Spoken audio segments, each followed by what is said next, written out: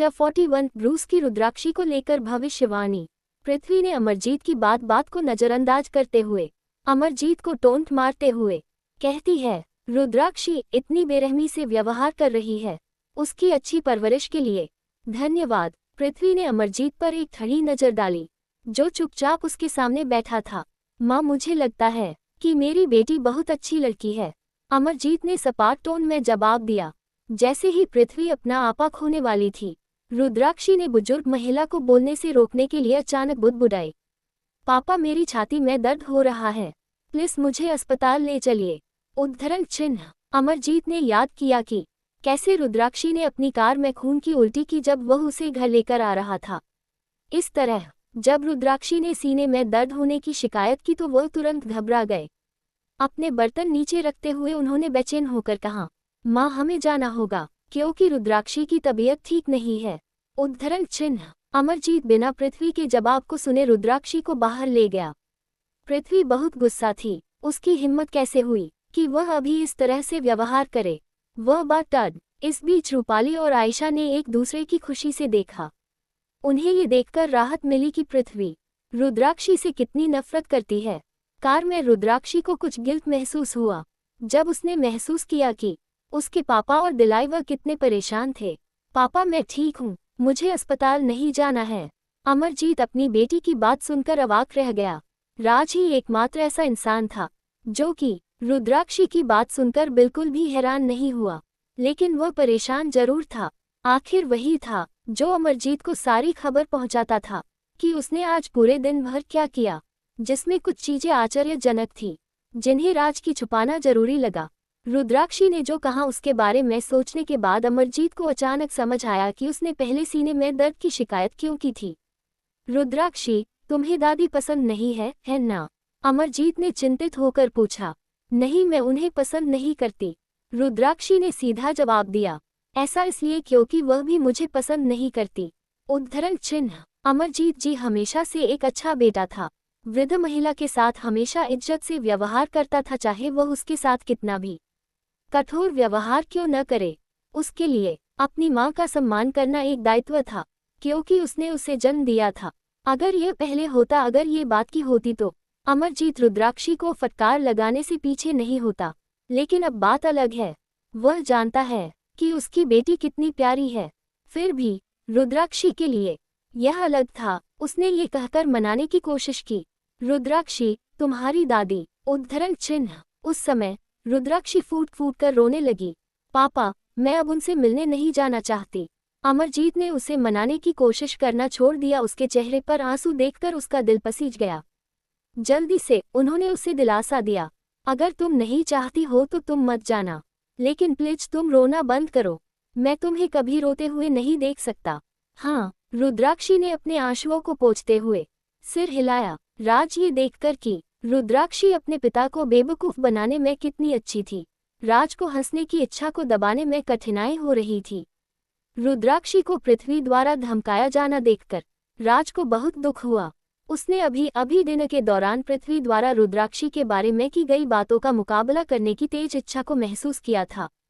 हालांकि वह ऐसा नहीं कर सकी क्योंकि अमरजीत अपनी मां के बारे में कुछ बुरा नहीं सुन सकते थे। राज ने बेबसी से अपना सिर हिलाया जब उसने देखा कि रुद्राक्षी ने अपने गुस्से को कितने अच्छी तरह से कंट्रोल किया है। लेकिन राज इस बात से खुश था कि रुद्राक्षी ने पृथ्वी के साथ बहस करते समय एक जेंटल और ओबीडियंट रवैया बनाए रखते हुए कैसे मजबूत से अपना पक्ष रखा। जब तक रुद्राक्षी जानती थी कि खुद को अच्छी तरह से कैसे सेफ रखना है, तब तक वह सब कुछ ठीक कर रही थी। दरअसल रुद्राक्षी एक अच्छी एक्ट्रेस नहीं थी। उसकी जर्जा एक्टिंग स्किल केवल अमरजीत को धोखा दे सकती थी, लेकिन राज को नहीं। कभी कभी किसी के लिए उस बेरहमी को छुपाना कठिन होता था जो उसके खून में समा गई थी। राज ने रुद्राक्षी के तरीके और बहादुरी को देखकर उसे अपने आइडल के रूप में पूजने का फैसला किया। अमरजीत ने रुद्राक्षी के साथ एक रेस्टोरेंट में खाना खाया क्योंकि अमरजीत ने देखा था कि रुद्राक्षी ने शर्मा मेंशन के खाने को टच भी नहीं किया। खाना खाने के बाद राज ने अमरजीत को पहले अपार्टमेंट में छोड़ा जो कि रुद्राक्षी के कॉलेज और हॉस्टल के पास था। रुद्राक्षी ने अपने पिता को गुड नाइट बोला और उसके बाद राज ने कार हॉस्टल की ओर बढ़ा दी। राज ने कार में छुपके से रुद्राक्षी की फोटो निकालने की कोशिश की। तभी उसके कान में एक कोल्ड और सर्द आवाज सुनाई दी। तुम मुझसे मेरी फोटो मांग सकते हो और पापा को भेज सकते हो। जिस पर राज के हाथ से फोन छूट जाता है। राज शीशे में से रुद्राक्षी को देखते हुए कहता है, मैडम आपको सब कुछ पहले से पता था क्या? जिस पर रुद्राक्षी कार में से उतरकर कहती है, जब तुम इतना कुछ जान गए हो मेरे बारे में तो इतना पता होगा। ये छोटी सी बात मुझे पता होना कोई बड़ी बात नहीं है। ये कहते हुए रुद्राक्षी राज के फोन को उठाते हुए एक पिक लेकर उसे पकड़ाते हुए कहती है, तुम एक समझदार इंसान हो। मुझे आशा है कि आप ऐसे ही आगे भी अपनी जासूसी का काम करते रहेंगे। अगले दिन राज ने रुद्राक्षी की फोटो की पोस्टर छपवा दिया, जिसे उसने अपना कमरे और बाथरूम की दीवार पर लटका दिया। राज ने रुद्राक्षी की पिक को देखते हुए कहा, मैडम आप अमेजिंग हो। उसने एक्साइटेड होकर कहा। सी मेडिकल कॉलेज में ब्रूस पर रुद्राक्षी की जीत जंगल में आग की तरह फैल गई। कई लोगों ने सोचा कि यह सिर्फ एक अफवाह थी, क्योंकि यह बहुत ही अविश्वसनीय था। फिर भी मैच देखने के लिए वहां मौजूद एक व्यक्ति ने तुरंत कन्फर्म किया कि खबर सच थी। जल्द ही कॉलेज फोरम पर एक चर्चा शुरू की गई। उसमें जाह्नवी का रेहान के द्वारा भी हारने की चर्चा भी हो रही थी। राजवीर सर जो कि क्लास लेने जा रहे थे, उनका ध्यान जल्द ही जाह्नवी का नाम सुनकर उस ओर खींचा। जैसे ही उसने सुना कि जाह्नवी ने फाइटिंग कंपटीशन में भाग लिया है और वह भी होनार रेहान के खिलाफ, उसे बहुत अच्छे से याद था कि जाह्नवी ने सिर्फ डांस कंपटीशन में भाग लिया था। क्या किसी ने उसके फॉर्म के साथ छेड़खानी की है? क्या उसे कल ज्यादा चोट लगी होगी? आखिर वह कैसी होगी? ऐसे कई सवालों ने उसके दिमाग में जगह बना ली। वही रुद्राक्षी के बारे में अभी भी बातें चल रही थी। ये फेक है ना? वह ब्रूस है जिसने पिछली बार नेशनल कॉम्पिटिशन में टॉप 70 में जगह बनाई थी। र पे छोटे यू की मात्रा आधा, दर पे आ की मात्रा आधा, कश पे बड़ी ई की मात्रा यू उसे कैसे हरा सकती थी? क्या वह 19 साल तक नैनीताल जैसी नगरी मान नहीं रही? वह कैसे जान सकती है कि कैसे लड़ना है? ये सच होना चाहिए क्योंकि उस दिन उसकी जीत देखने वाले दर्शकों की भीड़ थी। क्या रुद्राक्षी किसी तरह के जादू का इस्तेमाल करके सभी को बेवकूफ़ बना सकती है? इसके अलावा जो नैनीताल नगरी में रहता है, वह कैसे लड़ना जानता है? उद्धरण चिन्ह। रुद्राक्षी को सपोर्ट करने के लिए बहुत सारे स्टूडेंट आगे आए। वे साबित कर सकते थे कि रुद्राक्षी सच में मैच में ब्रूस से आगे निकल गई थी। अंत में हर कोई चौंक गया। किसी ने ये भी अनुमान लगाया कि ब्रूस जानबूझकर मैच हार गया क्योंकि रुद्राक्षी बहुत खूबसूरत थी। आखिरकार वह रेपचेज जीतकर फिर से टूर्नामेंट के लिए क्वालिफाई कर सकता था। ये सुनने में भले ही बेतुका लगे, लेकिन ऐसे लोग थे जो इसे सच मानते थे। यहाँ तक कि उस दिन स्टेडियम में मौजूद लोगों को भी शक होने लगा था। आखिरकार रुद्राक्षी ने केवल 3 चालें चली जो विशेष रूप से इम्प्रेसिव नहीं दिखी। ये संभावना नहीं थी कि वह ब्रूस को एक किक से बाहर कर सकती थी। पोस्ट के नीचे की कमेंट पढ़ते हुए रिया ने मुस्कुराते हुए रूपाली से कहा, मुझे विश्वास नहीं हो रहा है कि ऐसे लोग हैं जो मानते हैं कि रुद्राक्षी ने सच में ब्रूस को हराया था। जब रिया ने रुद्राक्षी के बारे में लेख को फोरम पर पोस्ट किया, तो रूपाली ने उसे रोकने की कोशिश नहीं की, हालांकि वह ठीक उसके बगल में बैठी थी। जवाब में रूपाली ने हैरानी की नज़र से उसकी ओर देखा। तुम्हें ऐसा क्या लगता है? उद्धरण चिन्ह। सच कहूँ तो मैं ब्रूस को तब से जानती हूँ जब मैं एक बच्ची थी। रूपाली ने अपनी बाहें उठाए और उसे जारी रखने के लिए कहा। ब्रूस बचपन से ही लड़कियों से बहुत जेंटल रहा है। इसके अलावा वो सुंदर लड़कियों को पसंद करता है और रुद्राक्षी उसके टाइप की है। इसलिए मुझे यकीन है कि वह मैच के दौरान उसके साथ नरमी से पेश आया ताकि उसे शर्मिंदगी से बचाया जा सके। उद्धरण चिन्ह। रिया ने जो कहा उसे सुनकर रूपाली की आंखें उत्साह से चमक उठी। क्या तुम सीरियस हो? उद्धरण चिन्ह। बेशक कोई हैरानी नहीं कि रुद्राक्षी मैच जीत सकती है, उसने सोचा। हालांकि उनके लिए ये बहुत जल्दी थी। जल्द ही ब्रूस ने गलतफहमी को दूर करने के लिए एक्सप्लेन किया। सी मेडिकल कॉलेज के स्टूडेंट्स जिनके ब्रूस के साथ अच्छे संबंध थे, ने तुरंत उन्हें कॉलेज फोरम पर चर्चा के बारे में बताया। ब्रूस ने पोस्ट के नीचे अपने असली नाम का इस्तेमाल करते हुए एक कमेंट छोड़ी। क्या आप लोग यह आरोप लगाकर मुझे शर्मिंदा करने की कोशिश कर रहे हैं कि मैं जानबूझकर रुद्राक्षी शर्मा से मैच हार गया? खैर मुझे लगता है उसके फ्यूचर अपोनेंट को ही पता चलेगा। कि वह लड़की कितनी शक्तिशाली है। जिसने भी यह चर्चा शुरू की है उसे आगे आना चाहिए और अपनी पहचान उजागर करनी चाहिए। अगर आपको लगता है रुद्राक्षी अच्छी नहीं है तो आप खुद उसे क्यों नहीं लड़ते। उसकी स्किल को जाने के बाद मुझे यकीन है कि वो टॉप 3 में टूर्नामेंट में शामिल होगी। अगर मेरी भविष्यवाणी गलत हुई तो आप सब मुझे लूजर भी कह सकते हैं। उद्धरण चिन्ह। ब्रूस की पोस्ट देखकर रूपाली और उसकी चमची रिया दोनों के चेहरे काले पड़ गए।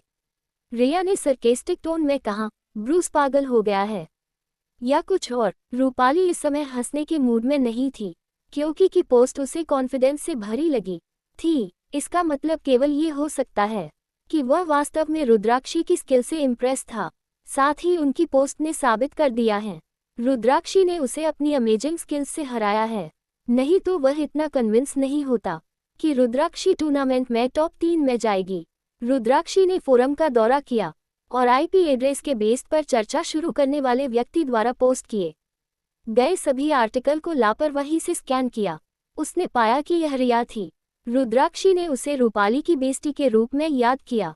अपने हाथों से ठुड्डी को सहारा देते हुए उसके चेहरे पर एक कुटिल मुस्कान के साथ साथ उसकी आंखों में एक खतरनाक चमक दिखाई दी। रूपाली को अपने फ्यूचर के लिए हाई एक्सपेक्टेशन रखने देना सबसे अच्छा था क्योंकि यही एकमात्र तरीका था जब वह और भी ज्यादा दुखी महसूस करेगी जब नतीजे उसकी कल्पना से अलग होंगे। फिर भी वह रूपाली को भी ज्यादा समय तक खुश नहीं रहने देगी। जब 42 एग्रीमेंट और राजवीर का जाह्नवी का हाथ पकड़ना सभी के सामने। उस दिन रुद्राक्षी चारू जाह्नवी को कॉलेज में प्रैक्टिस रूम में छोड़कर हॉस्टल लौट आई। हॉस्टल लौटने के बाद जल्द रुद्राक्षी ने उस वेबसाइट के होम पेज में एंटर हुई। यहाँ मिशन पोस्ट किए गए थे। फिर उसने उस व्यक्ति के साथ बातचीत शुरू की जिसने उसे मिशन जारी किया था। क्या तुम्हें अभी उस आरआर की असली पहचान का पता चला है? व्यक्ति ने पूछा। नहीं, अभी तक नहीं। क्या कोई इमरजेंसी है? उद्धरण चिन्ह। वह व्यक्ति गुस्से में लग रहा था। क्या तुम एक टॉप असासिन हत्यारे नहीं हो? मुझे विश्वास नहीं हो रहा कि तुमने पहले रुद्राक्ष वंसल के मिशन को इनकार कर दिया करने से और अब इतने लंबे समय के बाद भी आरआर के बारे में कुछ नहीं पाया है। उद्धरण चिन्ह। उसके अधीर टोन ने रुद्राक्षी को चिढ़ा दिया। क्या तुम भूल गए कि तुम ही वह थे जिसने सचमुच मुझसे मिशन पर जाने के लिए विनती की थी? अगर तुम मेरे काम से संतुष्ट नहीं हो तो तुम किसी भी समय मिशन को वापस ले सकते हो, रुद्राक्षी ने ठंडेपन से कहा। आर को डार्क एम्पायर का खिताब नहीं दिया जाता अगर वह कोई ऐसा व्यक्ति होता जिसे आसानी से ट्रैक किया जा सकता था। मेरे काम के लिए मुझे पे करने से पहले ही वह इतना अहंकारी कैसे हो सकता है? रुद्राक्षी ने सोचा, अगर वह आरआर की पहचान का भी पता लगाने में दिलचस्पी नहीं रखती तो उसने मिशन को रिजेक्ट कर दिया होता। दूसरे पक्ष ने तुरंत मान लिया। रुद्राक्षी ने जवाब दिया, यह मेरे मूड पर डिपेंड करता है। उद्धरण चिन्ह। Beep beep beep. उद्धरण चिन्ह। जब कंप्यूटर से सायरन बजने लगा जिसने संकेत दिया कि वेबसाइट अभी हैक की गई है तो रुद्राक्षी दंग रह गई। उसे पता नहीं था कि यह कैसे हुआ क्योंकि उसने वेबसाइट पर जाने से पहले फायरवॉल अच्छी तरह से सेट कर लिया था। कोई वेबसाइट कैसे हैक कर सकता है? वह हैरान हुई। शांति से उसने जल्दी से वेबसाइट बंद कर दी और हैकर को पकड़ना शुरू कर दिया। 1 मिनट से भी कम समय के बाद दूसरी तरफ रोनाल्ड को तुरंत यह महसूस हुआ कि वह उस व्यक्ति को जानता है जिसकी वेबसाइट में वो एंटर हुआ था। उसने वापस रुद्राक्ष की ओर देखा और कहा, बॉस इससे। उद्धरण चिन्ह। दुनिया का टॉप हैकर। रुद्राक्ष ने ब्लैंक होकर उसे देखा। रोनाल्ड गारवुड दुनिया के दूसरे सबसे अच्छा हैकर थे जिसने इससे पहले कई मौकों पर डील की थी। उन्होंने एक करीबी दोस्ती भी साझा की, हालांकि वे पहले कभी एक दूसरे से नहीं मिले थे। जिस प्लिज रोनाल्ड ने ए को पहचान लिया वैसे ही ए ने पहचान लिया। रुद्राक्षी ने सोच समझकर कंप्यूटर स्क्रीन पर उछलते कोड को देखने के लिए टाइप करना बंद कर लिया। क्या रोनाल्ड आरआर के लिए भी काम कर रहा है? उसने सोचा। उसे लग रहा था कि यह सही था। उसे आरआर के बारे में जानकारी की ढूंढने के दौरान अपनी पहचान उजागर नहीं होने की तैयारी करनी थी क्योंकि आरआर के साथ बहुत सारे टैलेंटेड लोग काम कर रहे थे। अगर उसकी पहचान उजागर हो जाती है तो वह दिन दूर नहीं जब लोग उसका पीछा करना शुरू कर देंगे और उसके लिए मुसीबत खड़ी कर देंगे। हालांकि वह इंटरनेशनल हैकर कंपटीशन में रोनाल्ड से आगे निकल गई थी, लेकिन वह जानती थी कि वो उसकी तरह ही एक अच्छा हैकर है। जब रुद्राक्षी ने टाइप करना बंद कर दिया तो रोनल्ड ने ऐसा ही किया, जैसे कि उनका दिमाग सिंक हो गया हो। क्या तुम ए को पर्सनल जानते हो? रुद्राक्ष ने पूछा। रोनल्ड ने ए को कितनी जल्दी पहचान लिया था, ये देखते हुए रुद्राक्ष के लिए ये साफ था कि दोनों हैकर्स ने पहले भी कई बार एक दूसरे के साथ बातचीत की थी। गंभीरता से रोनल्ड ने जवाब दिया, हाँ मैं जानता हूँ, मेरे पास उससे कांटेक्ट करने का एक तरीका है, क्योंकि हम अच्छे दोस्त हैं। देखिए, मैं अभी उस तक पहुँच सकता हूँ। रोनल्ड ने हमेशा माना था कि ये एक लड़का है। उसका जवाब सुनने के बाद रुद्राक्ष ने अपना चश्मा ठीक कर लिया और उसकी आंखें सोच में पड़ गई। अब उससे कॉन्ट्रैक्ट करो और उससे पूछो कि उसे अपने काम के लिए उससे कितना पैसा मिलता है। मैं उसे मेरे लिए काम करने के लिए उस राशि का 10 गुना देने को तैयार हूँ। जरूर, उद्धरण चिन्ह। जैसा कि रुद्राक्ष ने बताया था, रोनल्ड ने तुरंत इसे कॉन्ट्रैक्ट किया, जिस तरह से हैकर्स आमतौर पर एक दूसरे के साथ करते थे। रुद्राक्षी ने कंप्यूटर की स्क्रीन पर अचानक से एक ब्लैक चेक बॉक्स पॉपअप हो गया। ए अभी तुम कहाँ हो? रोनल्ड ने पूछा। मैसेज पर रुद्राक्षी मुस्कुराई। कुटिल मुस्कान के साथ उसकी पतली उंगलियां कीबोर्ड पर इधर उधर नाचने लगी। क्या आरआर ने तुम्हें उसके लिए काम करने के लिए राजी करने के लिए कहा था? उद्धरण चिन्ह। रोनल्ड के काफी देर तक चुप रहने पर रुद्राक्षी ने सब्र से इंतजार किया। कुछ मिनटों के बाद उसे आखिरकार उससे जवाब मिला। मेरे बॉस ने तुम्हें से मिलने वाली राशि का 10 गुना भुगतान करने की पेशकश की है, जब तुम उसके लिए काम करने को तैयार होगी। उद्धरण चिन्ह। 10 गुना। रुद्राक्षी के चमकीले लाल होठ एक चालाक मुस्कान में मुड़े हुए थे। फिर उसने ऑफर पर विचार करते हुए धीरे से अपनी उंगलियां टेबल पर धोलना शुरू कर दिया। यह उसकी आदत थी, जब भी वह अपने विचारों में लीन रहती थी। उसकी राय में आर चाहता था कि वह ए को धोखा देता कि वह उससे के बारे में जानकारी पंप कर सके, या वह बस चाहता था कि वह ए के लिए काम करना बंद कर दे। ऐसा इसलिए था क्योंकि कोई भी ए की इंटरनेट पर उपस्थिति छिपाने में मदद नहीं कर रहा होगा। ये केवल कुछ समय पहले की बात होगी, जब उसके लोग ए को ट्रैक करने में कामयाब होंगे। सच तो यह है, रुद्राक्षी को उसका ऑफर काफी लुभावना लगा। हालांकि ऐसा कोई तरीका नहीं था जिससे वह उसके ऑफर को एक्सेप्ट कर ले। ऐसा इसलिए था क्योंकि वह ए थी। वह किसी को खुद ट्रैक करने में कैसे मदद कर सकती थी? क्या वह कर सकती थी?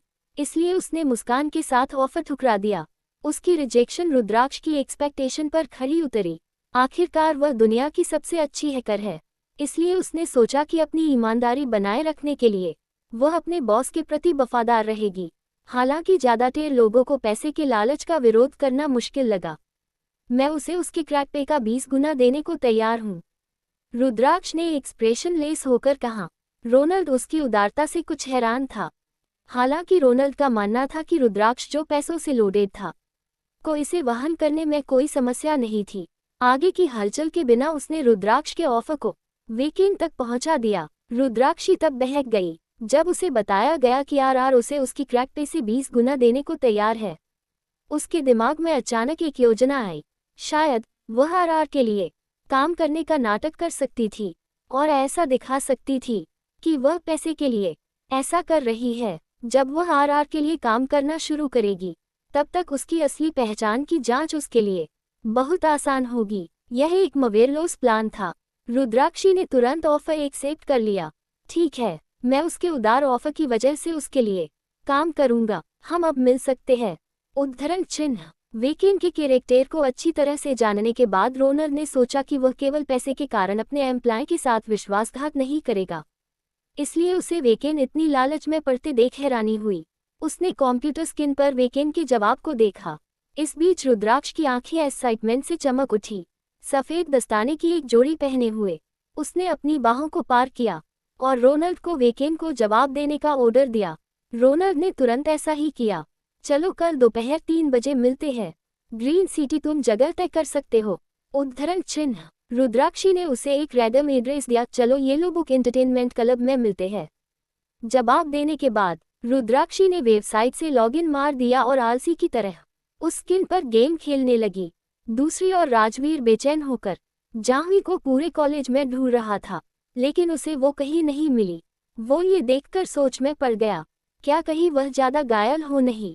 कहीं उसे हॉस्पिटल तो नहीं ले जाया गया है। ये सोचकर राजवीर ने सनाया के हॉस्पिटल में फ़ोन किया और उसे जाह्नवी के बारे में पूछा, क्योंकि सभी घायल स्टूडेंट को सी मेडिकल स्कूल के नज़दीक में ही ले जाया जाता है, जिसमें कई बच्चों का फ्री इलाज होता है। राजवीर प्रैक्टिस रूम में जाता है तो वहां पर जाह्नवी को रितेश के साथ डांस करते देख चौंक जाता है। जाह्नवी ने जो पहले ही देख लिया था राजवीर को आते हुए, तो उसने खुद को रितेश के और करीब कर लिया और ऐसे प्रिटेंड किया जैसे उसके पैरों में चोट लगी है, इसलिए उसे डांस करने में परेशानी हो रही है। वही राजवीर के कदम रितेश के बढ़ते हाथ को देखकर रुक गए। उसका दिल कर रहा था कि जाकर उसका मुंह तोड़ दे।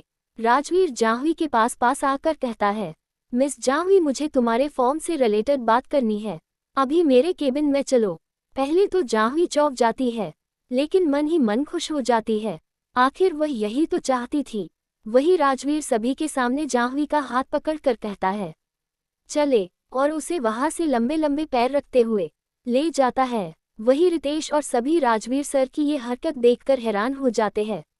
आखिर राजवीर सर जाह्नवी को ऐसे क्यों ले जा रहे हैं? एक स्टूडेंट ने जवाब देते हुए कहा, शायद फॉर्म का काम जरूरी हो। सबको पता है जाह्नवी को फाइटिंग की ABC भी नहीं आती है, और उसने भी हम सबसे यही कहा था कि उसने डांस कंपटीशन में भाग लिया है सिर्फ। वही राजवीर जाह्नवी को अपने केबिन में लेकर दरवाजा बंद कर देता है। ये देखकर जाह्नवी अपने होठों की मुस्कान छुपाते हुए कहती है, सर आप ये क्या कर रहे हैं? लेकिन राजवीर जाह्नवी की बात का कोई जवाब न देते हुए उसे बाहों में उठा कर केबिन में बने रूम के बेड पर ले जाता है। ये देखकर जाह्नवी डर जाती है, आखिर क्या मैंने कुछ गलती की है या फिर राजवीर नशे में है? तभी उसके कानों में चिंता भरी आवाज आती है, तुम बताओ मुझे, तुम्हें कहाँ चोट लगी है? क्या तुम्हें कहीं पर दर्द महसूस हो रहा है? जिस पर जाह्नवी कहती है, राजवीर क्या तुम सच में जाना चाहते हो कहाँ दर्द हो रहा है? जिस पर राजवीर अपना सिर हाँ में हिला देता है। जाह्नवी राजवीर के हाथ को अपने दिल पर रखकर कहती है, यहाँ दर्द होता है, आखिर आप ठीक कर सकते हो मेरे दर्द को? जिस पर राजवीर अपने हाथ को पीछे खींचते हुए कहता है, जाह्नवी तुम कैसी कैसी बहकी बातें कर रही हो, मुझे देखने दो, तुम्हें कहीं पर चोट तो नहीं? राजवीर जाह्नवी की बातों को इग्नोर कर उसके ऊपर की स्कर्ट निकाल देता है और उसको चारों तरफ से देखने लगता है। वही इस समय राजवीर को महसूस नहीं होता है कि वह क्या कर रहा है। वही जाह्नवी को राजवीर की हरकत देख कर गुस्सा आ जाता है। वह गुस्से में राजवीर को बेड से धक्का देते हुए कहती है, ये क्या बदतमीजी है? क्या रुद्राक्षी की कल की मीटिंग का और राजवीर कर पाएगा? जाह्नवी को खुद के सामने एक्सप्लेन। 43 जाह्नवी की लाइफ डेंजरस में और राजवीर की बेचैनी। राजवीर अचानक जाह्नवी के धक्के देने से चौंक गया। वह अपनी नजरें उठाकर जाह्नवी की तरफ देखता है तो उसे समझ आता है कि थोड़ी देर पहले वह क्या करने जा रहा था। कुछ समय के लिए उसे खुद पर गुस्सा आता है कि वह ऐसे कैसे बहक सकता है। वह जैसे ही जाह्नवी को कुछ एक्सप्लेन करने वाला था, जाह्नवी राजवीर को गुस्से से देखकर कहती है, मुझे कुछ भी नहीं सुना। माना कि मैं आपसे प्यार करती हूँ, लेकिन मेरा प्यार ऐसा नहीं है जो आपके साथ वह सब करने की इजाजत दे। राजवीर जाह्नवी को समझाते हुए कहता है, मैं तुम्हारे साथ ऐसा कुछ भी नहीं करना चाहता हूँ। अगर तुम्हें मुझ पर विश्वास ही नहीं था तो कभी प्यार भी नहीं था। जहाँ विश्वास नहीं होता वहाँ प्यार नहीं हो सकता। इतना कह राजवीर अपने ऊपर लगाए गंदे इल्जाम को सुनकर गुस्से से वहाँ से बाहर चला जाता है। वही जाह्नवी फ्रस्ट्रेटेड होकर कहती है, मुझे बेवकूफ़ समझते हो? गलती भी खुद ने की और गुस्सा भी खुद होते हो। जाह्नवी अपने कपड़े ठीक करके आई तो उसे गेट के बाहर चारू खड़ी मिली। चारू को देखकर जाह्नवी अपनी आवाज को सही करते हुए कहती है, तुम यहाँ क्या कर रही हो? जिस पर चारू है, मैंने राजवीर सर को गुस्से से बाहर जाते हुए देखा तो मुझे लगा कि तुम यहीं पर हो। जिस पर जाह्नवी बात को पलटे हुए कहती है, चलो हम चलते, रुद्राक्षी के साथ प्रैक्टिस भी तो करनी है। जिस पर चारू भी हाँ में अपना सिर हिला देती है। अगले दिन पहले मैच के बाद टूर्नामेंट में अगले दौर के लिए क्वालिफाई किया। रुद्राक्षी स्टेडियम में रुकी रही क्योंकि उस दिन जाह्नवी का मैच था। रिंग सी मेडिकल कॉलेज की लड़कियों और लड़कों से घिरी हुई थी, जो जाह्नवी की हंसी उड़ाने का बहाना ढूंढ रही थी। हालांकि जाह्नवी अपने पहले मैच में रेहान से हार गया था, लेकिन रेपचेज से निकलने के बाद वह वापसी करने में सफल रहा। कभी कभी दो स्किलफुल और फेमस फाइटर को टूर्नामेंट के शुरुआती चरण में मिलने के लिए तैयार किया जाएगा। रेपचेज सिस्टम इसलिए था ताकि जिस पार्टी का सफाया हो गया था वह टूर्नामेंट को और ज़्यादा रोमांचक बनाने के लिए टूर्नामेंट में फिर से शामिल हो सके। प्रिलिमिनरी राउंड के दूसरे मैच में भाग लेने से पहले किसी को रेपचेज सिस्टम में लगातार 3 मैच जीतने थे। जाह्नवी पहले ही जानती थी कि उसका विरोधी कौन है। ये रूपाली की बेस्ट फ्रेंड रिया थी। ये देश की टॉप 20 फाइटर में शामिल थी। जाहिर है जाह्नवी उसके लिए कोई मुकाबला नहीं था। हालांकि लड़की को पता था कि उसके मैच हारने की पूरी संभावना है, फिर भी उसने अपने चेहरे पर एक उज्ज्वल मुस्कान बनाए रखी। रुद्राक्षी उसके बालों को प्यार से सहलाए बिना नहीं रह सकी और उसने उसे कन्विंस किया, मैं लूंगी, मुझे तब राहत है। उद्धरण चिन्ह। मुस्कान के साथ जाह्नवी ने रिंग में जॉगिंग की। उसके जाते ही रुद्राक्षी की आंखों में एक ठंडी चमक चमक उठी। उसने रिंग में रिया पर अपनी बर्फीली निगाहों से निशाना साधा। बेहतर होगा कि वह बाद में गंदा न खेले, उसने कहा। अगर उसने मैच को फेयरली और ग्रेट स्पोर्ट्समैनशिप के साथ खेला तो रुद्राक्षी को इससे कोई परेशानी नहीं थी, भले ही जाह्नवी हार जाए। हालांकि अगर रिया ने गंदा खेलने का फैसला किया तो वह उसे इतनी बुरी तरह से पीड़ित करेगी कि उसे जिंदा रहने पर पछतावा होगा। उसे लग रहा था कि रिया कुछ करने के लिए तैयार है, क्योंकि वह रूपाली की अच्छी दोस्त थी। इसी बीच मैच शुरू हो गया। हर कोई बता सकता था कि मैच की शुरुआत से ही जाह्नवी वास्तव में रिया के लिए कोई मैच नहीं था। जब रिया ने जाह्नवी की छाती पर एक जोरदार लात मारी तो वह पीछे की ओर लड़खड़ाए और उसका चेहरा तुरंत पीला पड़ गया। फिर भी वह तेजी से आगे बढ़ी और उस जमीन पर गिरने से रोकने के लिए उसके पीछे की जगह को ब्लॉक कर दिया। वह एक हमले को अंजाम देने के बाद मैच पॉइंट पर पहुंच गई। उसके बाद वह जानबूझकर गेम जीतने में देरी करने के लक्ष्य से चूक गई। साथ ही उसने उसे भी नॉकआउट करने से मना कर दिया। उसने जानबूझकर तीली को लंबा खींच दिया ताकि वह उसे जितनी देर तक हो सके टॉर्चर कर सके।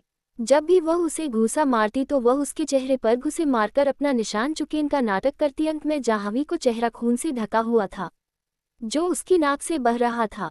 रिया ने कई बार उसके पेट पर भी मुक्का मारा था।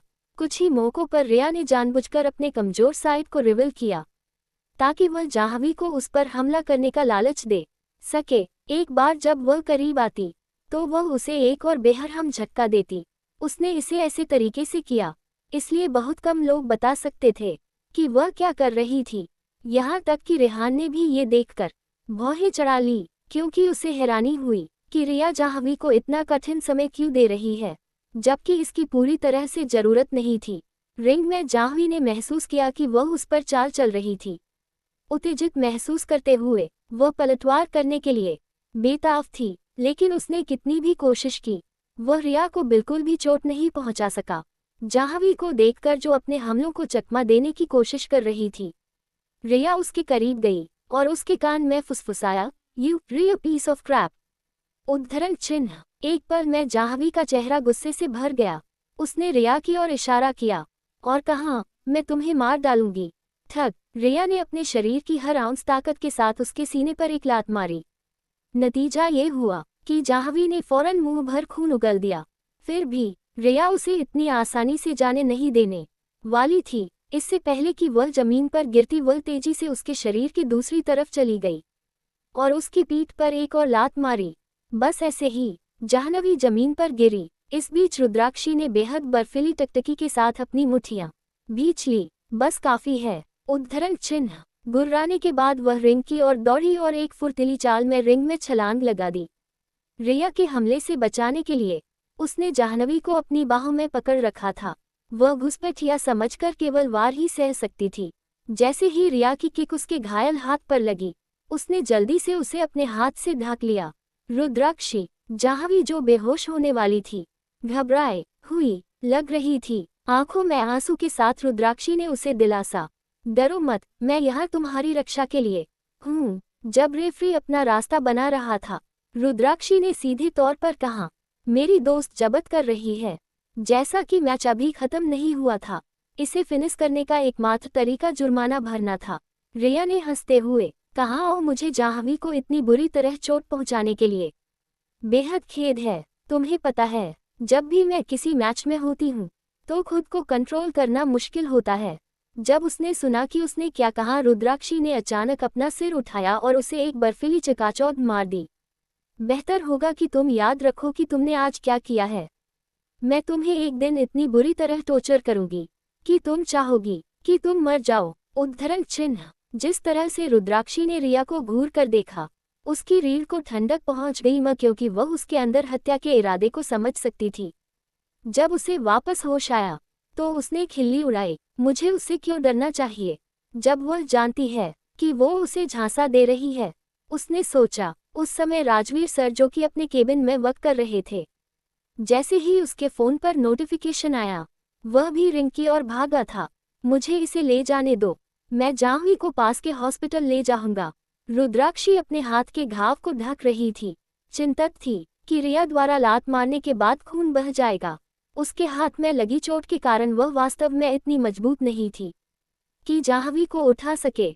शुक्रिया। उद्धरण चिन्ह। जब वह अस्पताल पहुंचे तो डॉक्टर ने कहा जाह्नवी की एक पसली टूट गई थी और ये लगभग उसके फेफड़ों में घुस गई थी।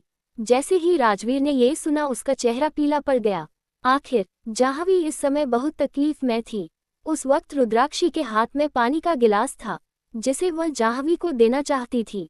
जैसे ही डॉक्टर की बात सुनी उसने गिलास को इतनी जोर से जकड़ा कि वह टुकड़े टुकड़े हो गया। खून और पानी का मिक्सर होकर फर्श पर टपक रहा था और कांच के टूटे हुए टुकड़े उसकी स्किन में घुस गए थे।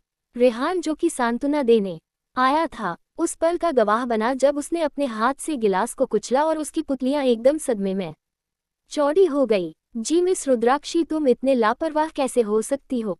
डॉक्टर जाह्नवी का इलाज कर रहे थे, तभी उन्होंने रुद्राक्षी का खून से लथपथ हाथ देखा। उसने इसके बारे में ज्यादा नहीं सोचा। उसने डांटते हुए नर्स को उसके घाव का इलाज करने का ऑर्डर दिया।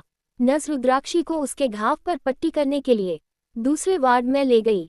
रुद्राक्षी के नर्स के साथ चले जाने के बाद रेहान सदमे में था। वह बहुत देर तक शांत नहीं हो सका। फर्श पर टूटे शीशे को देखकर वह गहरी सोच में पड़ गया। अभी अभी रुद्राक्षी को एक हाथ से गिलास तोड़ते हुए देखा था। मानव शरीर की संरचना ने लोगों के लिए अपने नंगे हाथों से एक गिलास को कुचलना बहुत कठिन बना दिया था। यह एक पंच से गिलास को तोड़ने से अलग था। एक गिलास को तोड़ने के लिए जरूरी ताकत से हटकर एक गिलास को कुचलने के लिए जरूरी ताकत से हटकर एक गिलास को तोड़ने के लिए जरूरी शक्तियां से 10 गुना ज्यादा थी। ये तब था जब तक कि किसी के पास ऐसी शक्ति न हो जो उसके शरीर की संरचना हो। वार्ड के बगल में कैबिनेट पर एक गिलास था। रेहान ने पास जाकर गिलास पकड़ा। हालांकि उसने अपनी पूरी ताकत लगा दी थी, फिर भी गिलास बिल्कुल नहीं हिला। उसने चुपचाप गिलास वापस रख दिया और अपने हाथ अपनी जेबों में डाल लिए। उसकी आंखों के सामने अंधेरा छा गया। अचानक याद आया कि ब्रूस कैसे रुद्राक्षी से हार गया था और उसने टॉप 3 में आने की भविष्यवाणी की थी। क्या प्रिंसिपल सच कह रहे थे? रुद्राक्षी एक मिस्टीरियस लड़की है। वह रुद्राक्षी को देखता है और उसे एक सुंदर चेहरे से ज्यादा कुछ नहीं समझता है। अगर उसने रुद्राक्षी को अपने नंगे हाथों से गिलास को कुचलते नहीं देखा होता तो वह सोचता कि यह वो भी उसके लिए कोई मुकाबला नहीं था। राजवीर ने जल्द ही जाह्नवी की कंडीशन को समझ लिया और वह जाह्नवी का ट्रीटमेंट खुद करने लगा। जाह्नवी अभी बेहोश थी। उसने राजवीर को अपनी फिक्र और ट्रीटमेंट करते हुए नहीं देखा। चोट उन्हें लगी है, दर्द उसे महसूस हो रहा है। दो रूह तो जुड़ चुकी है। बस इश्क में एक दूसरे का होना बाकी है। तुम्हारी मुस्कुराहट से मेरे दावन की खुशियों में नजर न लग जाए। जब 44 राजवीर का लव कन्फेस्टन और चारू राहुल के रिश्ते की बात आगे बढ़ना। रुद्राक्षी ने घाव छुपाने के लिए नस से एक कोट उधार लिया। जैसे ही उसके घाव पर पट्टी बंधी वह वापस युग के वार्ड में चली गई। डॉक्टर वार्ड से जा चुके थे। राजवीर जाह्नवी के पास बैठा हुआ उसके हाथ को अपने हाथों में लेकर सहला रहा था। ये देख, रुद्राक्षी ने दूसरा स्टूल लेकर राजवीर से पूछा, जाह्नवी अब कैसी है? वही रेहान जो वहीं पर खड़ा था। उसने रुद्राक्षी को एक कॉम्प्लिकेटेड एक्सप्रेशन से उसकी ओर देखा। वह अभी भी उतनी दुबली थी जितनी पहली बार उसने देखा था। वह ठीक है, राजवीर और रेहान ने साथ में कहा। राजवीर ने एक नज़र रेहान पर डाली और कहा, जाह्नवी को कुछ दिनों के लिए बेड रेस्ट करने की जरूरत है। रुद्राक्षी ने राहत की सांस ली जब उसने सुना कि जहां भी खतरे से बाहर है। शुक्रिया, उसने ये जानने के बावजूद कि राजवीर जाह्नवी को भी पसंद करता है। उसने आगे कहा, राजवीर सर क्यों न जाह्नवी को कुछ दिनों के लिए हॉस्पिटल में एडमिट करा दे, क्योंकि जाह्नवी का इस दुनिया में कोई नहीं है तो उसका ध्यान कौन रखेगा। और चारू, मेरा कॉलेज जाना जरूरी है। रुद्राक्षी की बात सुनकर राजवीर सपाट लहजे में कहता है, बिल्कुल नहीं, मैं रखूंगा। जाह्नवी का ध्यान रखने के लिए मैं हूँ। जाह्नवी अकेली नहीं है, मैं उसके साथ हूँ और जाह्नवी आज से मेरे साथ रहेगी। रुद्राक्षी राजवीर की बात सुनकर मन ही मन बहुत खुश हो जाती है। वही रेहान को जो इग्नोर किया जा रहा था, वह समझने की कोशिश कर रहा था, आखिर यहाँ चल क्या रहा है। रेहान ने अपने होठों को सिकोड़ लिया और रुद्राक्षी को एक विचारशील एक्सप्रेशन के साथ देखना जारी रखा और उसने रुद्राक्षी से बोलने की पहल की, तुम रिया से कैसे निपटोगी? मैं तुम्हें याद दिला दूं कि कंपटीशन के दौरान प्राइवेट मैचों में शामिल होने की इजाजत नहीं है। रिया का जिक्र आते ही रुद्राक्षी की आंखें ठंडी हो गई। चिंता मत करो, मुझे पता है मुझे किसे कैसे हैंडल करना है। फिर भी रेहान रुद्राक्षी की बात को न समझते हुए फिर रेहान ने उसकी तरफ देखा। उसके सामने वाली लड़की दुबली पतली और कमजोर लग रही थी, लेकिन उसकी आंखें पाले जैसी ठंडी लग रही थी। हमारे ओपोनेंट को बेतरहबी ढंग से सौंपा गया है, हो सकता है कि तुम रिया से नहीं लड़ पाओ। उद्धरण चिन्ह। रुद्राक्षी ने उसका कोई जवाब नहीं दिया। रेहान के जाने के बाद उसने एक नंबर डायल किया जो उसके फोन में रिकॉर्ड नहीं था। लाइन के अंत में एक आदमी की कर्कश आवाज आई, तुमने सही समय फोन किया। रुद्राक्षी कहने से पहले एक पल के लिए चुप हो गई और अपनी नजर राजवीर पर डालकर अपनी धीमी आवाज में कहा, एल, मुझ पर एक एहसान करो। उद्धरण चिन्ह। उसने शायद ही कभी एल से इस तरह के लहजे में बात की हो। एल की अधीरता तेजी से फीकी पड़ गई और वह गंभीर हो गया। क्या प्रिलिमिनरी राउंड में मैं रिया को अपने ओपोनेंट के रूप में चाहती हूँ? उद्धरण चिन्ह। एल जल्दी से राजी हो गया। जरूर, इसे मेरे पास छोड़ दो। उद्धरण चिन्ह। फोन रखते ही रुद्राक्षी बिस्तर के किनारे बैठ गई और जाह्नवी को देखते हुए उसका सुजा हुआ चेहरा देखकर उसका दिल पसीज गया। वह उसके चेहरे को पोंछने के लिए एक कप पानी ले आई। रिंग में जाह्नवी की हालत के बारे में चारू, आयुष, सनाया को पता चलने में देर नहीं लगी। तीनों जल्द ही सी मेडिकल में उपस्थित हुए। चारू की रूबी हुई आवाज आई, रुद्राक्षी, जाह्नवी कैसी है? जब चारू की नज़र जाह्नवी के चोटिले चेहरे पर पड़ी तो उसकी आंखें तुरंत लाल हो गई। सनाया, आरुष भी चिंतित दिखे। चारू ने सीधा चेहरा रखा और जमकर कहा, उस कुतिया ने जानबूझकर ऐसा किया होगा, मैं उसे पीट पीट कर मार डालूंगी। उद्धरण चिन्ह। रुद्राक्षी ने अपनी लिटिल सिस्टर को चुप कराने के लिए अपनी बाहें आगे बढ़ाई और कहा, तुम ऐसे मत बोलो, उसे बदला लेने के लिए मैं हूं न। चारू ने भी जल्द महसूस किया कि वह इतने गुस्से में थी कि उसने राजवीर सर और बाकी लोगों के सामने गाली दी। हालांकि उसने दोषी महसूस किया। उसने अपनी गलती मानने से इनकार कर दिया। उसने अपनी गर्दन सीधी की और कहा, मैंने कुछ गलत नहीं कहा। उद्धरण चिन्ह। सभी चारू को ऐसे गुस्से में देखकर कुछ नहीं कहती है। आखिर उसका गुस्सा होना जायज था। चारू और सभी को इतना परेशान देख रुद्राक्षी ने विचार करते हुए राजवीर सर से कहा, मुझे आपसे कुछ बात करनी है। राजवीर ने हैरानी से उसकी ओर देखा और वार्ड से बाहर उसका पीछा किया। चारू चुपके से उनका पीछा करना चाहती थी, लेकिन सनाया ने उसे रोक दिया। रुद्राक्षी, तुम मुझसे किस बारे में बात करना चाहती हो? उद्धरण चिन्ह। राजवीर सर, आप जानते हैं फाइटिंग जाह्नवी के लिए नहीं है, उसे फाइटिंग करना नहीं आता, लेकिन उसने फाइटिंग इसलिए की क्योंकि वो तुम्हारा ध्यान अपनी ओर खींचना चाहती थी। मैंने उसे कॉम्बैट क्लास से बाहर कर दिया, लेकिन मेरी समझ में नहीं आया आखिर उसकी रैंक को आगे किसने बढ़ाया। मैं चाहती हूँ अगर आप जाह्नवी से प्यार करते हैं तो क्लियर कीजिए, वरना आप उसकी फिक्र करना छोड़ दीजिए। मैं नहीं चाहता कि आगे चलकर जाह्नवी तुम्हारे लिए पागलपंती करे। वैसे मैं आपको एक सलाह देना चाहती हूँ, प्यार करने वाले लोग किस्मत वालों को मिलते हैं और तुम्हारी किस्मत अच्छी है। जो आपको जाह्नवी जीतना प्यार करने वाली लड़की है, जो आपके प्यार को पाने के लिए किसी हद तक गुजर सकती है।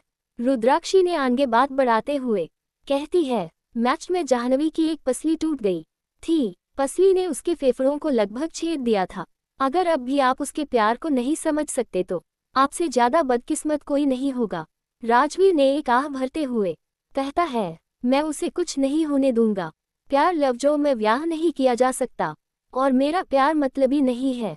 मैं भी उसे उतना ही प्यार करता हूँ जितना वो करती है, लेकिन मैं नहीं चाहता आगे चलकर मेरी वजह से जाह्नवी की पर्सनल लाइफ इफेक्ट हो, इसलिए मैं हमेशा उसे दूरी बनाकर रखता हूँ। लेकिन अब बात अलग है। मुझे समझ आ रहा था, किसी अपनी चीज़ों से दूर भागने से किसी दिन वह हमसे हमेशा के लिए दूर हो जाते हैं। उस समय हमें सिर्फ पछताने के सिवा कुछ नहीं बचता है। चारू ने वार्ड छोड़ने का बहाना ढूंढ लिया और उन पर ध्यान दिया। उनकी बातचीत सुनकर उसके चेहरे पर सिहरन और आंसू आ गए। वह जल्दी से अस्पताल के वॉशरूम की ओर भागी और जोर जोर से रोने लगी। बहू, मुझे अपनी बड़ी बहन से मिलकर बहुत अच्छा लगा। गॉड प्लीज उसे कभी मुझसे दूर मत करना। नहीं, उसे सच्चाई पता होने देना, वरना क्या पता वह मुझसे नफरत करने लगे। आखिर हम उसे उस परिवार में अकेला छोड़कर आ गए थे।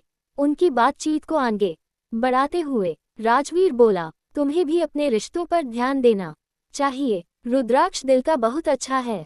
तुम अपने रिश्तों को आगे बढ़ाने के बारे में सोचो, वरना तुम्हारे सिवा सिर्फ पछताने के अलावा कुछ नहीं होगा। इतना कह राजवीर वापस से वार्ड में आ जाता है। वही रुद्राक्षी राजवीर को बिना एक प्रेक्षण के देखते हुए कुछ सोच में पड़ जाती है और रुद्राक्षी मुड़ी और वॉशरूम चली गई। उसने अंदर जाते ही चारू की देखा। रुद्राक्षी ने एक टिश्यू उठाया और उसे देने के लिए हाथ बढ़ाया। चारू ये सोचकर कि यह एक दयालु अजनबी है, वह बुबुदाई, थैंक्स यू। उसने टिश्यू को पकड़ लिया और अपनी नाक चिनकना शुरू कर दिया, जिससे हड़बड़ाहट की आवाजें आने लगी। रुद्राक्षी अपनी हंसी नहीं रोक पाई। अपनी चिपकू बहन की हरकतों से उसका मूड सुधर गया था। उसकी हंसी कुरकुरी और सुरीली थी। चारू दंग रह गई। इस शख्स की आवाज जानी पहचानी क्यों थी? उसने आईने में देखा और उसके पीछे सुंदर लड़की पर उज्ज्वल मुस्कान देखी। अवाक होकर उसने कहा, रुद्राक्षी। उद्धरण चिन्ह। उसने अपना सिर घुमाया और हकलाए, आप यहाँ कब आई? उद्धरण चिन्ह विस्मयादिबोधक चिन्ह। अभी। चारू ने रोते हुए सिसकियां निकाली और खुद को रुद्राक्षी की बाहों में फेंक दिया। एक बिगडेल बच्चे की तरह एक्ट किया। रुद्राक्षी ने मुस्कुराते हुए उसके सिर थपथपाया और उसकी आंखें कोमलता से भरी थी। चारू भगवान का बार बार थैंक्स कर रही थी कि उसे भगवान ने इतनी प्यारी बहन दी जो उसकी केयर माँ जैसी करती है। रुद्राक्षी चारू वार्ड में आए जब तक राजवीर सर ने जाह्नवी के डिस्चार्ज की पूरी फॉर्मालिटी कर ली थी। ये देखकर चारू, रुद्राक्षी, सनाया, आरुष को बहुत खुशी हुई। आखिरकार राजवीर सर लोगों की न सुनकर अपने दिल की सुन रहे हैं। डॉक्टर के अनुसार जाह्नवी को कुछ घंटों में होश आ जाएगा। राजवीर जाह्नवी को अपने अपार्टमेंट में ले गया और उसका सारा सामान पहले ही अपने लोगों से कहकर मंगवा लिया था। 2 घंटे बाद जाह्नवी की जब आंख खुलती है तो वह खुद के सामने राजवीर को देखकर शोकड हो जाती है। उसे लगता है कि वह कोई सपना देख रही है, इसलिए उसके होंठों पर खुशी आ जाती है, ये सोचकर कि आखिर राजवीर मेरा हकीकत में तो नहीं हो सका, चलो सपनों में तो हो गया। उसने राजवीर को देखकर भगवान से सिर्फ एक गुजारिश की कि ये सपना कभी न टूटे। वही राजवीर जब देखता है कि जाह्नवी को होश आ गया है, ये देखकर उसे सुकून मिलता है। वह जाह्नवी का चेकअप करता है तो सब कुछ नॉर्मल आता है। राजवीर जाह्नवी से पूछता है, क्या तुम अब अच्छा फील कर रही हो? जिस पर जाह्नवी अपने होठों की मुस्कान बरकरार रखते हुए कहती है, राजवीर तुम जब तक मेरे पास हो जब तक मुझे कुछ हो सकता है। क्या? मैं बिल्कुल ठीक हूँ, बस सपना ही सही लेकिन ऐसे ही मेरे पास सदा तुम रहना। राजवीर जाह्नवी की बात सुनकर उसकी आंखों में आंसू आ जाते हैं। वह जाह्नवी के होठों पे लाइट किस करते हुए कहता है, मैं तो तेरे पास ही हूँ, मुझे माफ कर दो मेरी बेवकूफ़ी के लिए, जो मैंने तुम्हारे प्यार को समझने के लिए देरी की। क्या तुम मेरे साथ जिंदगी गुजारने के लिए तैयार हो? क्या तुम हमेशा मेरे साथ जिंदगी बिताने के लिए तैयार हो? जिस पर जाह्नवी मुस्कुराते हुए कहती है, मैं तो तुम्हारे साथ हर जिंदगी गुजारने के लिए तैयार हूँ। राजवीर खुशी से जाह्नवी को गले लगा लेता है, जिसे जाह्नवी की एक चीख निकल जाती है। राजवीर जाह्नवी से अलग होकर कहता है, सॉरी मैंने ध्यान नहीं किया, मैं भूल गया था। जिस पर जाह्नवी मुस्कुराते हुए कहती, नहीं मुझे अब ज्यादा दर्द नहीं हो रहा है।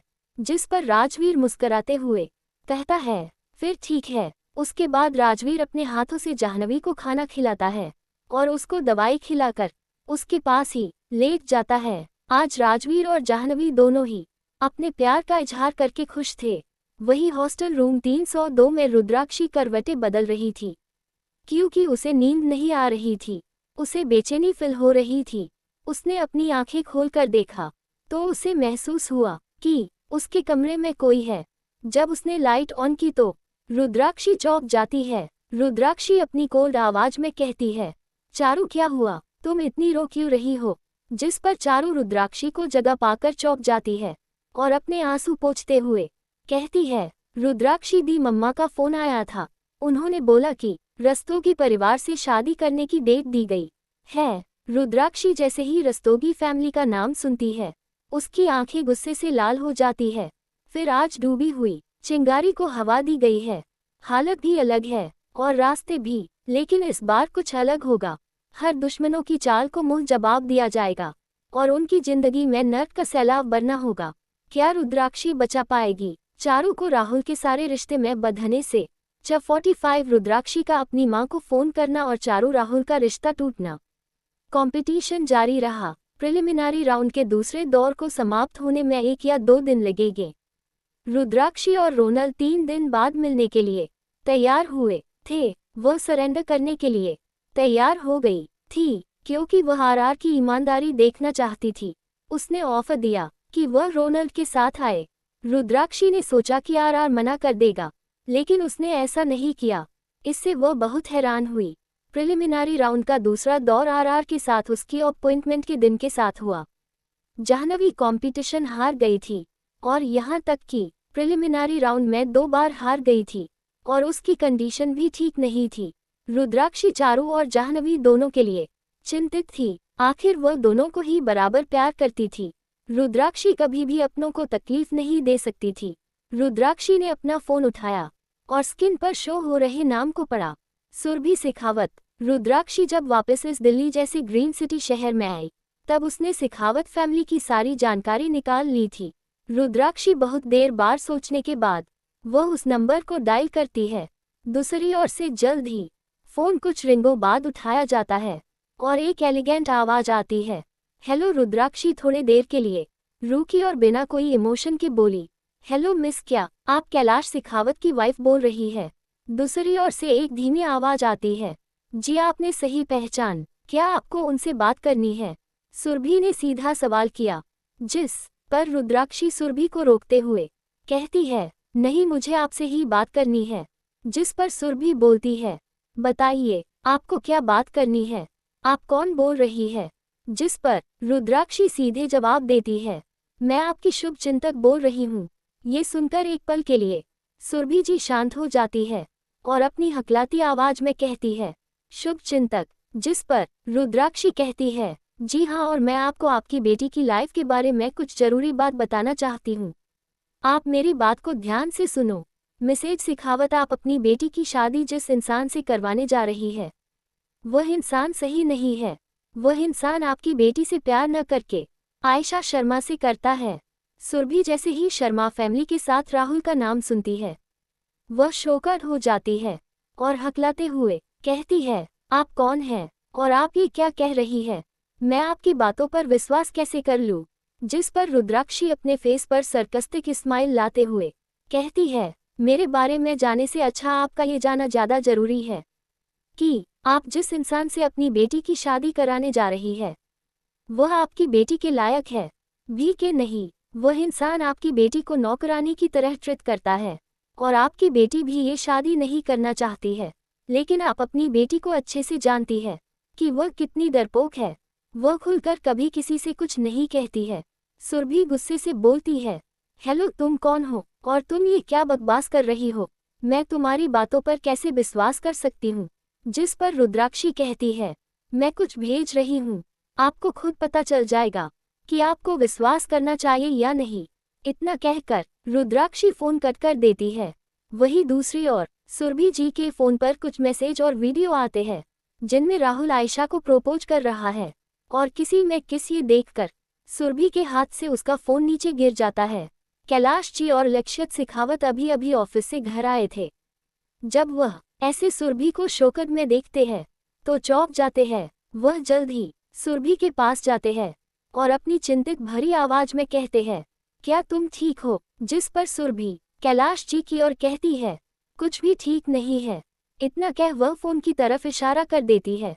लक्ष्य जैसे ही फोन उठाकर देखता है, उसका चेहरा गुस्से से लाल हो जाता है। वह गुस्से से बोलता, उस हरामजादे की हिम्मत कैसे हुई मेरी बहन को धोखा देने की और मेरी बहन पर इन नौकर वाले काम करवाने की। कैलाश जी भी फोन उठाकर देखते हैं तो उनका भी चेहरा गुस्से से लाल हो जाता है।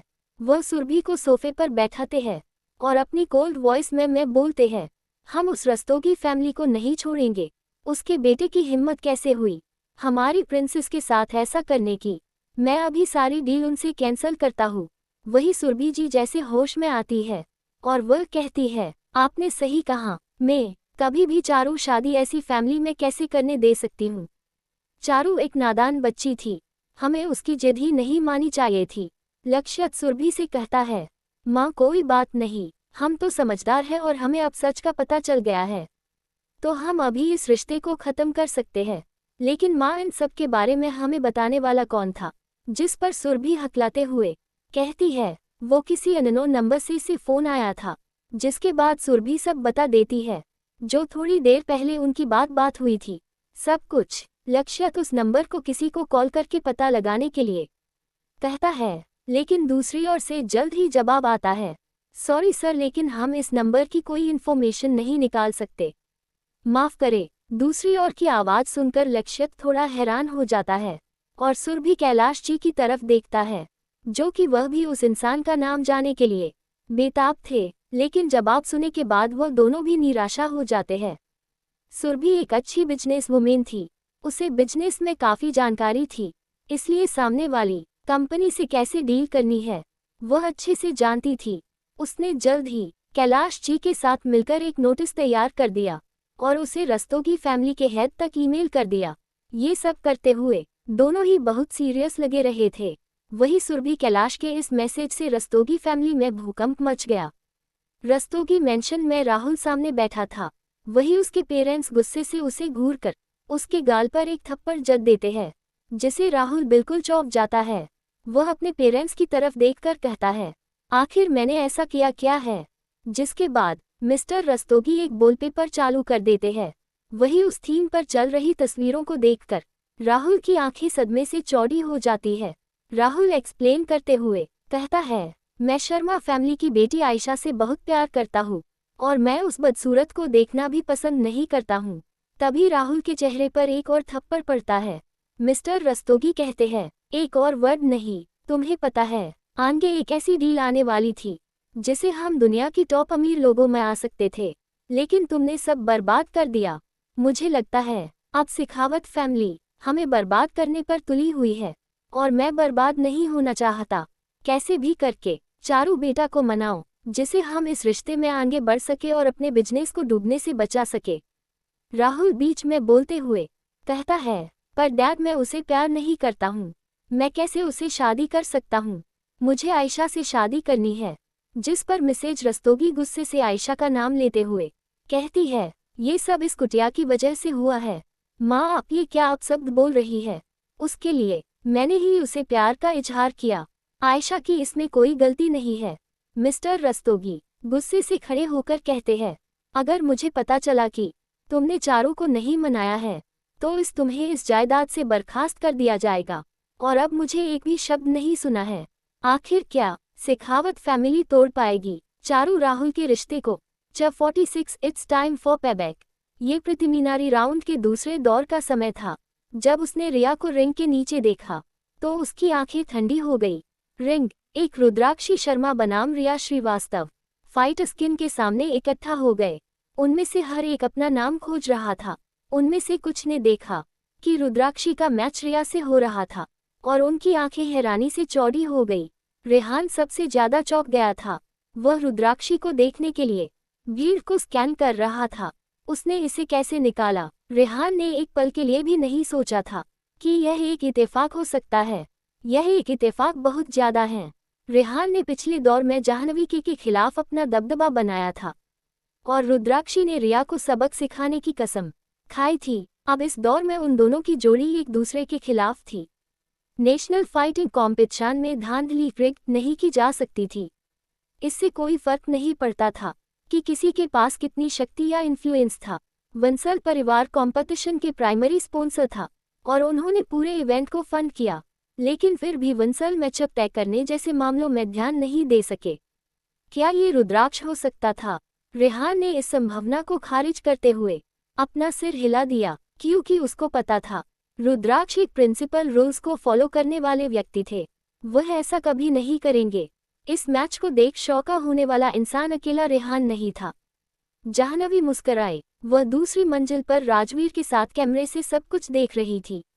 उसे पता था रिया ने उसके साथ क्या किया है और उसकी हालत वह मौत से भी बटर करने की चाह रखे। आखिर रुद्राक्षी ने जाह्नवी से कहा था कि रिया किसी मरे हुए मांस तरह होगी। राजवीर को जैसे ही पता चलता है रुद्राक्षी का मैच रिया के साथ है, उसके दिमाग में भी रेहान की तरह सवाल घूमने लगते हैं और अंत में वह एक तर्क पर पहुंचता है कि क्या वह हॉस्पिटल में बात कर रही इंसान रुद्राक्ष ही हो या उसका असिस्टेंट आकाश। ऐसा ही हो सकता है। आखिर इस मैच के हेड तो बंसल फैमिली थी, जिन्होंने बहुत सारा रुपया डोनेट किया है फाइटिंग कंपटीशन के लिए। रूपाली और आयशा भी ये देखकर हैरान थी कि इतनी जल्दी रुद्राक्षी का मुकाबला रिया से हो गया, लेकिन उन दोनों ने इसके बारे में बहुत ज्यादा नहीं सोचा, इसे एक सहयोग के रूप में नजरअंदाज कर दिया। आखिरकार कंपटीशन में धांधली नहीं की जा सकती थी। उन्होंने हंसते हुए कहा, हम अप्रिशिएट करते हैं कि तुम रुद्राक्षी के बारे में इतना अच्छा सोचती हो, लेकिन रिया की स्किल उसके लिए इसे कठिन बना सकती है। जाह्नवी देख सकती थी कि आयशा रूपाली दोनों ही चाहती थी कि रुद्राक्षी हार जाए, फिर भी दोनों बहनें दिखावा कर रही थी कि उन्हें कोई जलन नहीं हो रही है। जाह्नवी ने आंखें मूंद ली, बकवास, और उन दोनों से अपनी नजरें हटाते हुए रुद्राक्षी की तलाश की। जब रिया ने देखा कि उसे रुद्राक्षी के साथ जोड़ा गया है तो वह अंदर ही अंदर हंस पड़ी। ये वास्तव में कोई ऊपर के देवता की ओर से गिफ्ट था। रुद्राक्षी ने कई दिनों पहले स्मैक की बातें करते हुए कहा था कि उसे तबाह करने वाली है। अब रिया देखेगी कि क्या वह सही बात कर रही थी या उस बड़े मुंह वाली लड़की को दिखाने का मौका था कि वह किस चीज से बनी है। रिया के चेहरे पर खुशी देखकर रुद्राक्षी हंस पड़ी और धीरे से अपना कोट उतार दिया। नीचे उसने केवल सफेद वेस्ट पहन रखा था। उसने अपने घावों को ढकने के लिए बांह पर आस्तीन पहनी थी और उसके काले बाल उसके सिर के पीछे बंधे हुए थे। रूपाली, आयशा और रेहान सभी मैच में शामिल हो रहे थे। चारू रुद्राक्षी को रोकते हुए कहती है, वह रिया बहुत निर्दयी है, अगर तुम उसे नहीं लड़ सकती तो मना कर सकती हो। आरुष, जो कि चारू के साथ मैच देखने आया था, उसने भी यही बोला। चारू आरुष की बात सुनकर रुद्राक्षी के होठों पर मुस्कान आ जाती है और वह उसके बालों को सहला देती है। नाम पुकारे जाने से पहले रुद्राक्षी रिंग में आ चुकी थी। वह रिया पर वार करने के लिए आतुर थी। लापरवाही से रस्सी के सहारे झुकी रुद्राक्षी खुद को कंट्रोल नहीं कर पा रही थी, तो हिंसा के लिए उसकी प्यास और तेज हो जाएगी। जैसे ही उसके चेहरे पर मुस्कान फैली, भीड़ में हर किसी ने महसूस किया कि उसके अंदर एक बदलाव आ रहा है। उसमें जेंटलनेसी या कतरसी का कोई अंश नहीं था। उसकी आंखों में बस एक शैतानी चमक रह गई थी। रिया ने आईब्रो सिकोड़ी। क्या था इन हरकतों का मतलब? वह शांति में रिंग में चढ़ गई। रिया इस पागल लड़की को गिराने के लिए सख्त थी, लेकिन जैसे ही रेफरी ने स्टॉप चिल्लाया, रुद्राक्षी ने अपनी आलसी पोस्चर को त्याग दिया और हरकत में आ गई। रिया के पास रिएक्ट करने का भी समय नहीं था। रोशनी की तरह तेजी से आगे बढ़ते हुए रुद्राक्षी आगे बढ़ी और उसके सीने पर लात मारी। जबरदस्त ताकत से छटपटाते हुए रिया ने एक कोर खून थूक दिया। वह पीछे की ओर लड़खड़ाए और झटके से रुद्राक्षी की तरफ देखा। रुद्राक्षी ने केवल अपनी सिग्नेचर ईविल स्माइल दिखाई। भीड़ नजारा देखकर हैरान थी।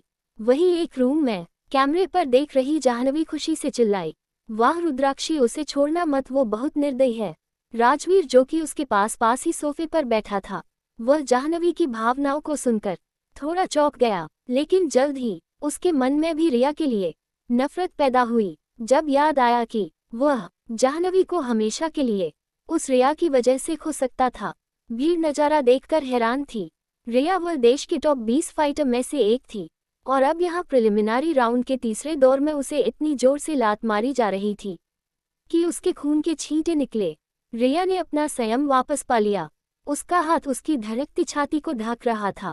उसने रुद्राक्षी से आने वाले एक और झटके को चकमा दिया। आसानी से हिट से बचने के बाद रिया ने महसूस किया कि उसका कॉन्फिडेंस वापस आ गया है। रुद्राक्षी के अपनी पहली किक से जुड़ने का एकमात्र कारण ये था कि रिया लापरवाह थी, लेकिन अगले ही पल उसे रुद्राक्षी के मुंह से एक हल्की हंसी सुनाई दी। रुद्राक्षी ने उसके लेफ्ट साइड पर अटैक किया तो अगले स्ट्राइक पर वो राइट साइड चली गई, लेकिन रुद्राक्षी ने उसकी चाल का अंदाजा लगा लिया और कोहनी से जबड़े पर वार कर दिया।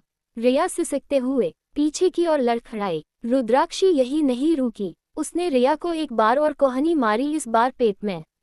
रिया जोर से चिल्लाई, लेकिन जो उसके मुंह से निकला वह लार थी। रुद्राक्षी के हमले तेजी से आए और उसने धीमी होने के संकेत नहीं दिखाए। इस तरह के उपरोध से बचाव करना इम्पॉसिबल था। रिया केवल अपने दांत पीस सकती थी और हमले को सहन कर सकती थी। उसे अवसर नहीं मिल रहा था। अंत में रिया ने हवा में छलांग लगाई और डबल लेग किक मारी। उसके पैर रुद्राक्षी की छाती की ओर उड़ रहे थे और बीच हवा में उसने एक फीकी मुस्कान बिखेरी, लेकिन वह मुस्कान सामने आते ही धुल गई। जब वह हवामान थी तो रुद्राक्षी ने भी छलांग लगा दी। रुद्राक्षी रिया की तुलना में बहुत तेज थी और वह रिया से भी ऊंची कूद गई। उसके ऊपर घूमते हुए रुद्राक्षी का पैर इतने शक्तिशाली बल के साथ नीचे झूल गया कि रिया को हवा जैसी आवाज सुनाई दे रही थी। रुद्राक्षी का एक पैर रिया की फैली हुई टांग से टकराया और दूसरा रिया की गर्दन के किनारे से टकराए। रिया दर्द से कराह उठी और उसकी आंखें रुद्राक्षी से मिली। वो नरक की अंत से एक राक्षस के रूप में बेरहम लग रही थी। उस समय रिया ने रुद्राक्षी की आंखों की रोशनी देखी, जैसे कोई खून से लथपथ शेर अपने शिकार पर झपटने वाला हो। जब सभी ने सोचा कि मैच खत्म हो गया है, रुद्राक्षी जो अभी भी हवा में थी, रिया की छाती पर एक आखिरी वार किया। भीड़ हाफने लगी। जमीन को छुए बिना 3 किक। यह ऐसा लेवल था जिस तक बहुत से लोग नहीं पहुंच सकते थे। इसे स्पीड और पाश्विक ब्रूट फोर्स के कॉम्बिनेशन की जरूरत थी। ज्यादातर लड़ाके केवल डबल किक ही पूरी कर सके।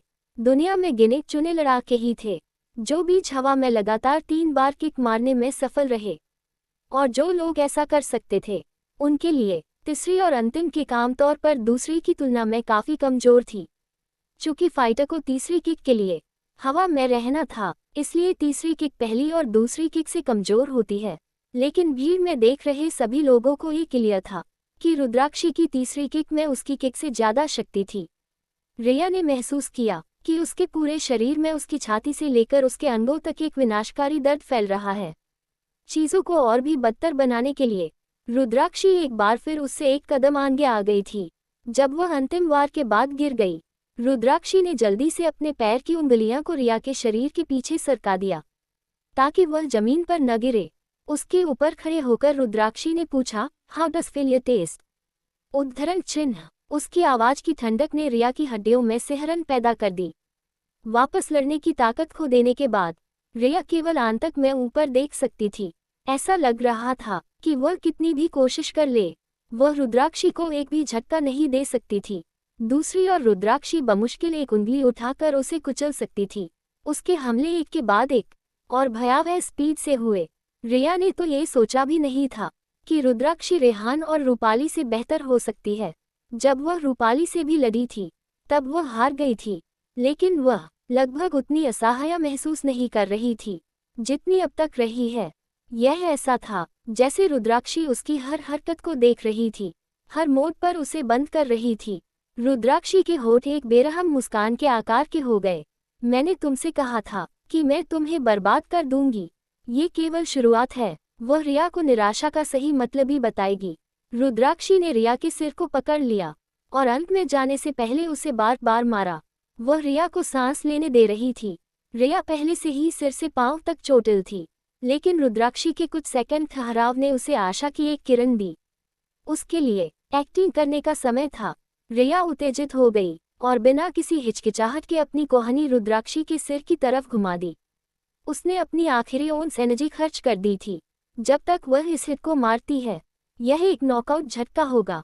आखिर लोग समझ पाएंगे रुद्राक्षी की छिपी हुई वे मिसाल शक्ति को। उद्धरण चिन्ह। जब 47 आयशा की बेइज्जती और रस्तोगी फैमिली सिखावत फैमिली का कॉलेज आना और राहुल के थप्पड़ पड़ना। जैसा कि रुद्राक्षी को रिया से इस पलटवार की उम्मीद नहीं थी। उसने लड़खड़ाने की उम्मीद की, ये देखकर कि उसका हमला निशाने पर था। रिया के चेहरे पर मुस्कान आ गई, लेकिन उसका प्रीमेच्योर सेलिब्रेशन बीच में ही कट गया, क्योंकि रुद्राक्षी ने हड़बड़ी में बेरहमी से उसे देखकर मुस्कुरा दी। रुद्राक्षी की रिस्पांस देर से लेकिन तेज थी। जब रिया की कोहनी उसके सिर से 1 इंच से भी कम थी, तो उसने अपने शरीर को साइड में झटका दिया। उसकी फुर्तीली उंगलियां किसी तरह रिया की कोहनी पर पकड़ गई और उसने रिया को चारों ओर घुमा दिया, जिससे वह एक हेडलॉक में फंस गई। फिर हाथों ने रिया की कोहनी और कलाई को पकड़ा। उसने रिया को अपने कंधे पर और जमीन पर पटक दिया। रिया जमीन पर रहने और सरेंडर करने के अलावा कुछ नहीं चाहती थी, लेकिन रुद्राक्षी ने उसे नीचे गिरने नहीं दिया। चूंकि रुद्राक्षी रिया का हाथ पकड़ रखा था, इसलिए वह पूरी तरह से जमीन पर नहीं लगी। इससे पहले कि वह उतर पाती, रुद्राक्षी ने अपना पैर घुमाया, रिया की पीठ में घुसा दिया और फिर से ऊपर भेज दिया। मैच कुछ समय के लिए चला था और समय सीमा निकट आ रही थी। रुद्राक्षी चाहती थी कि रिया अंत तक डटे रहे। भीड़ में हर कोई जानता था कि रुद्राक्षी रिया से अपना बदला लेने की ठान रही थी। जो पिटाई वह अबू रिया को दे रही थी, वह वही पिटाई थी जो रिया ने दूसरे दिन जाह्नवी को दी थी। अंत नहीं मिलने पर भी रुद्राक्षी उसे मारती रही। वह रिया को अपनी पकड़ से बाहर नहीं जाने दे रही थी। अंत में जैसे ही समय खत्म हुआ, रुद्राक्षी का सुंदर चेहरा पसीने से टपक रहा था। इस बीच रिया का चेहरा काला और नीला पड़ गया था। रुद्राक्षी ने रिया को नीचे देखा, जो जमीन पर पड़ी थी। उसने अपनी पतली उंगलियां को अपने चेहरे से बिखरे बालों को हटाने के लिए उठाया। उसकी आंखों में एक सेल्फ सेटिस्फाइड मुस्कान थी। आई एम सॉरी, मैं रिंग में थोड़ा पागल हो जाती हूँ। मेरा मतलब तुम्हें चोट पहुँचाना नहीं था। आई एम सॉरी, लेकिन सीरियसली तुम इतनी एमेचर कब से हो गई? उद्धरण चिन्ह विस्मयादिबोधक चिन्ह। रिया के पास जवाब देने को मुंह नहीं खुल रहा था। वह जमीन पर बिना हिले पड़ी रही और रुद्राक्षी धीरे धीरे रिंग से नीचे उतरी।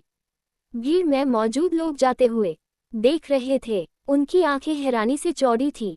वह एक पतली कमजोर दिखने वाली लड़की थी, लेकिन वे सब सोच सकते थे कि वह रिंग में कितनी भयंकर थी। सी मेडिकल कॉलेज का ये फाइटर बिल्कुल पागल हो गया था। क्या रुद्राक्षी ने सच में रिया को हरा दिया? इतनी अच्छी फाइटर के रूप में उसने खुद को शर्मागल कहलाने का अधिकार अर्जित किया। रुद्राक्षी की ताकत और तेज चाल से दर्जनों दर्शक कायल हो गए। रुद्राक्षी के जाते ही रेहान की एक नज़र रुद्राक्षी पर पड़ी और उसने गुस्से से अपनी मुट्ठी भींच ली। जैसा कि उसने शक किया था, उसके पास अविश्वसनीय शक्ति थी। रिया एक कमजोर फाइटर नहीं थी, यहाँ तक कि अगर रेहान उसके खिलाफ होता तो भी वह उसकी ऐसी हालत नहीं कर पाता। वास्तव में वह उससे ज्यादा मजबूत थी। इस बात की भयानक संभावना भी थी कि रुद्राक्षी अभी भी अपनी कुछ ताकत छुपा रही थी, या कि रिया इतनी स्किल नहीं थी कि रुद्राक्षी से बेस्ट निकल सके। रिया के खिलाफ रुद्राक्षी उतनी ही रिलैक्स दिखी, जैसे कोई अपने कुत्ते के साथ पार्क में खेल रहा हो। आयशा मैच मिस कर चुकी थी। राहुल के इतने फोन कॉल देखकर उसे समझ नहीं आया आखिर क्या हुआ है, लेकिन वह भीड़ में शामिल होने के लिए दौड़ी आई। वह देखना चाहती थी कि रुद्राक्षी को कितनी बुरी तरह पीटा गया है, लेकिन जब वह पहुंची तो उसने देखा कि रिया को रिंग से बाहर निकाला जा रहा है। रिया, क्या हुआ? उद्धरण चिन्ह। चुप रहो। रूपाली उसके साथ थी। उसकी अचानक फटकार से आयशा को हैरानी हुई, और जब उसने अपनी बहन के चेहरे पर मुड़े भाव देखे तो उसे पता चला कि कुछ गड़बड़ है। रूपाली, क्या बात है? उद्धरण चिन्ह। रूपाली घूमी और चली गई। वही चारू एक्साइटमेंट में आरुष को गले लगा लेती है, जिसे आरुष शोकड हो जाता है, लेकिन चारू की बात सुनकर वह जैसे होश में आता है। फाइनली रुद्राक्षी जीत गई, जिस पर आरुष कहता है, हाँ रुद्राक्षी जीत गई। तभी एक शख्स हाथ चारू को आरुष की बाहों से अलग करता है। आरुष जैसे ही ये देखता है, वह उस इंसान को गुस्से से घूरने लगता है। वही चारू में गुस्से से कहती है, ये क्या बदतमीजी है? राहुल, वही रुद्राक्षी जो कि चारू के पास ही खड़ी थी, वह वहीं पर रुक जाती है और दूर खड़ी होकर सारे मैटर का लुत्फ उठाने का सोचती है। राहुल चारू की बात पर दांत पिसते हुए कहता है, बदतमीजी मैं कर रहा हूँ? तुम जैसी गिरी हुई लड़की किसी के भी बाहों में सो जाती है। ये बात राहुल आरुष को देखकर कहता है। आरुष गुस्से से कहता है, हरामी, तुम्हारी हिम्मत कैसे हुई ऐसे शब्द को इस्तेमाल करने की? इतना कह आरुष राहुल के चेहरे पर एक मुक्का मार देता है, जिसे राहुल के होठों से खून रीसने लगता है। राहुल अपने होठों का खून को साफ करते हुए कहता है, तुम जानते नहीं हो तुमने किस पर हाथ उठाया है। जिस पर आरुष अपनी एक भौहें उचका कर कहता है, सीरियसली मैं नहीं जानता, मैं तुम्हें अच्छे से जानता हूँ। अपने बाप के पैसों पर रोब जमाने वाले घमंडी इंसान हो। इससे पहले कि आगे राहुल कुछ और कहता, चारू भी राहुल के चेहरे पर भी एक थप्पड़ रख देती है और अपनी उंगली राहुल की तरफ और उसके पीछे तमाशा देखज रही आयशा की तरफ देखकर कहती है, तेरी हिम्मत कैसे हुई मुझे मेरी ही बेस्ट फ्रेंड के साथ मिलकर धोखा देने की, और अब तुम यहाँ पर किस हक से बोल रहे हो।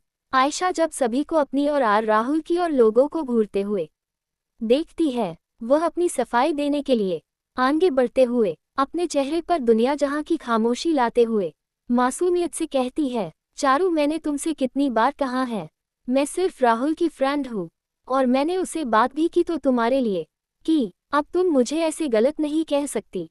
जिस पर चारू सरकास्टिक स्माइल करते हुए कहती है, दोस्त क्या तुम सच में दोस्त हो जो ऐसे साथ में घूमते हो। राहुल आयशा से कहता है, आयशा तुम ये क्या कह रही हो, तुमने खुद मुझे आई लव यू कहा है और अब ये कह रही हो दोस्त है। आखिर ये कैसी दोस्ती है, तुम सबके सामने ऐसे बोलने से क्यों डर रही हो।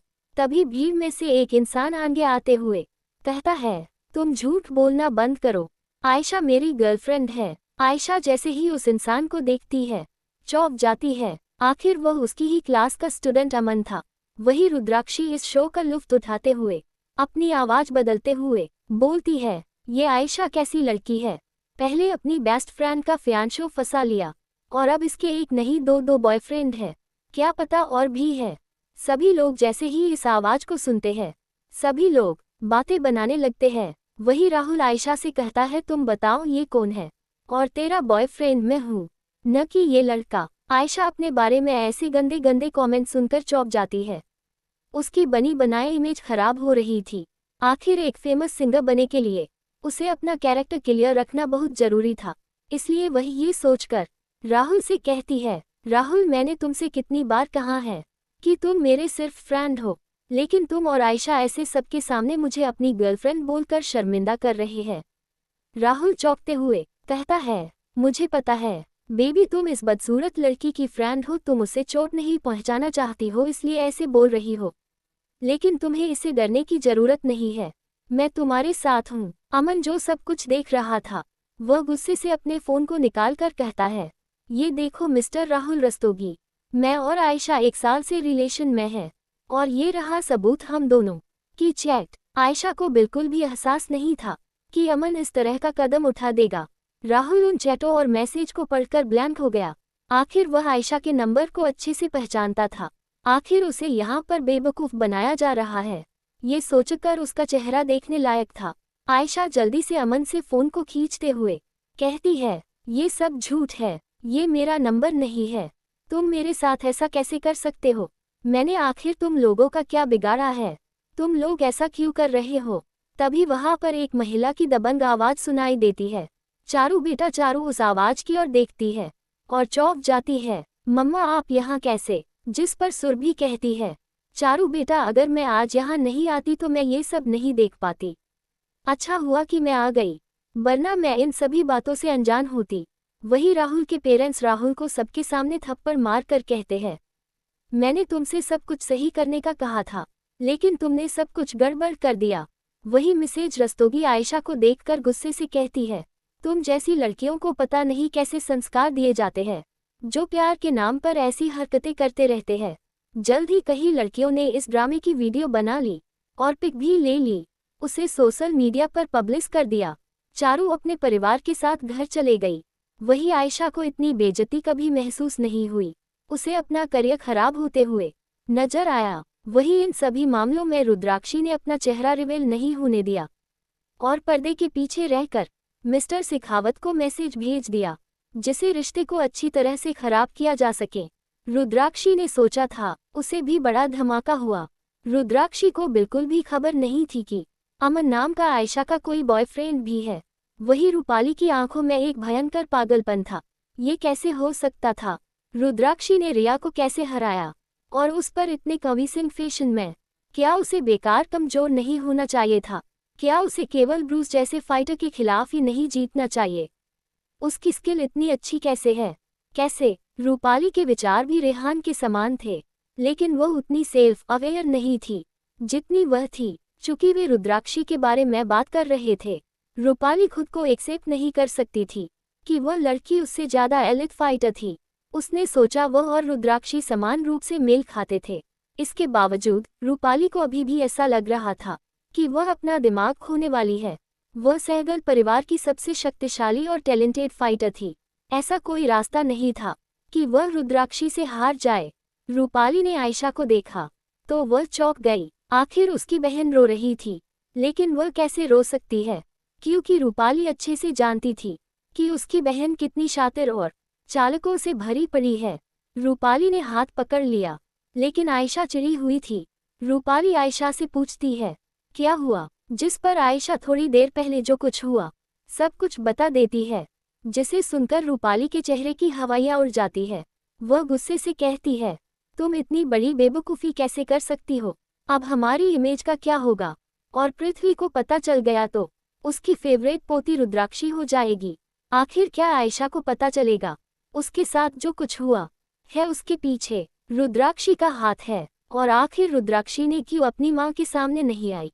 जब 48 डबल मीटिंग और सिखफ्ट फैमिली में नाम लेना, जाह्नवी राजवीर के साथ पीछे चली और नाटक किया जैसे कि वह वहां से गुजर रही हो। अरे रूपाली, आयशा, तुम दोनों अभी खुश नहीं लग रही हो। क्या हुआ? तुम्हारी बहन जीत गई। क्या तुम्हें उस पर गर्व नहीं करना चाहिए? या कम से कम दिखावा करो जैसे तुम करते हो। यहाँ से चले जाओ। रूपाली अपने गुस्से को छुपा नहीं सकी और जाह्नवी पर भड़क उठी।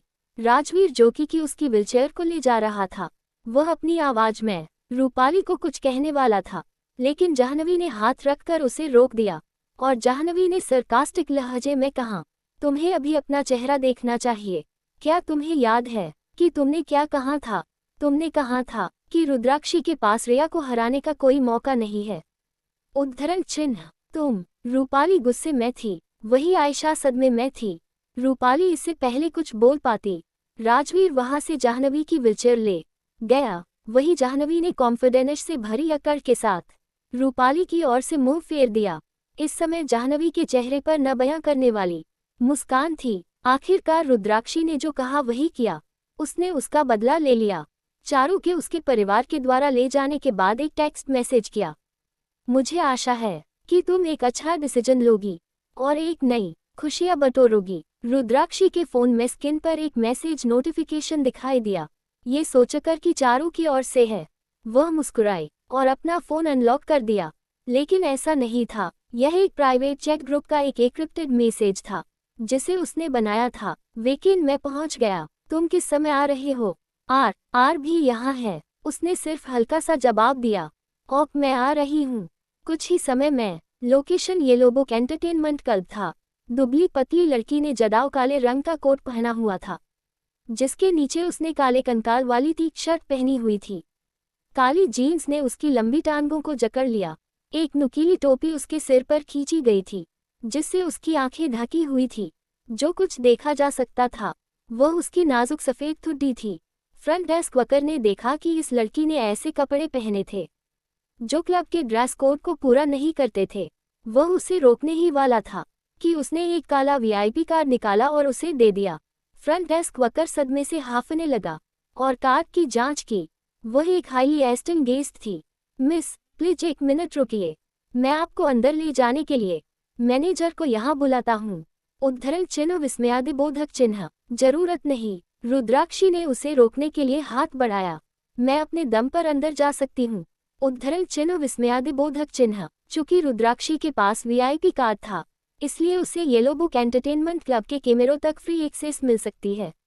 कमरा नंबर 1 के विशाल सोफे पर बैठने के बाद रुद्राक्षी ने अपनी कलाई पर लगी घड़ी को हटा दिया और जल्दी से इसे एक छोटे अल्ट्रा थिन कंप्यूटर में फिर से जोड़ दिया। उसके हेडफोन से एल की आवाज आई, रुद्राक्षी, मुझे किस कमरे में जाना चाहिए? उद्धरण चिन्ह विस्मयादिबोधक चिन्ह। कमरा नंबर 2। उद्धरण चिन्ह। ठीक। उद्धरण चिन्ह। मिनी कंप्यूटर की स्क्रीन पर एल की लंबी फिगर दिखाई दी। उसने पूरी तरह सफेद रंग का स्पोर्ट्सवियर पहना हुआ था। वह खुशमिजाज और हैंडसम लग रहा था। एल ने रुद्राक्षी का सामना किया और मुस्कुराया। रुद्राक्षी ने अपने होठ सिकोड़ लिए और जोर से हंस पड़ी। तुम बहुत ब्यूटीफुल लग रही हो। उद्धरण चिन्ह। सुन के अच्छा लगा। एल को पर्सनल फ्रंट डेस्क वर्कर ने कमरा नंबर 2 में ले गए। वह अब रुद्राक्षी के ठीक बगल वाले कमरे में था। जैसे ही एल कमरे में गया, रुद्राक्षी की स्किन पर आसपास का माहौल बदल गया। कमरा नंबर 2 खाली है। एल ने एक सीट ले ली, लेकिन जल्द ही दरवाजे पर दस्तक हुई। एल ने उछलकर दरवाजा खोला। दरवाजे पर 2 आदमी खड़े थे, जो 6 फुट से ज्यादा लंबे थे। एक आदमी ने काला सूट पहन रखा था। वह पहले बोला, क्या आप वेकेन हैं? एल ने अपनी आईब्रो उठाई।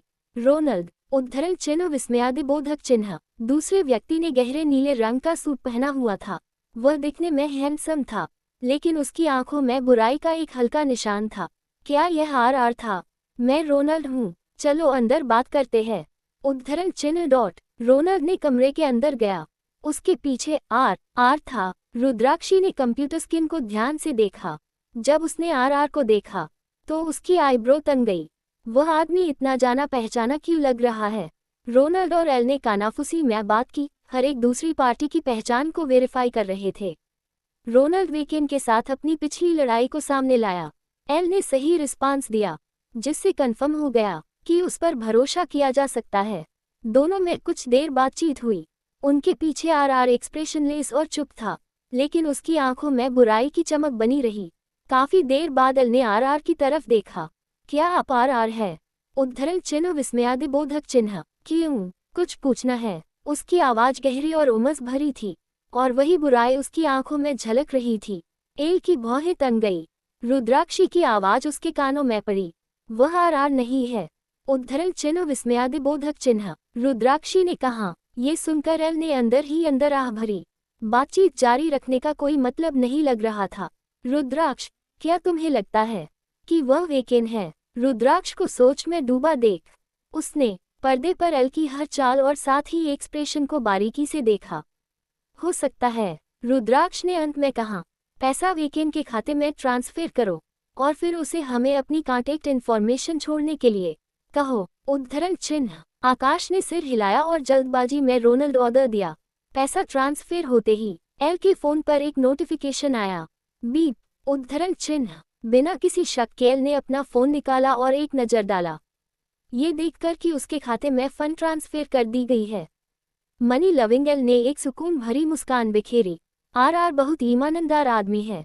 मैं अपने को एम्प्लॉयर को धोखा नहीं दूंगा, और आपकी खबर बता दूंगा।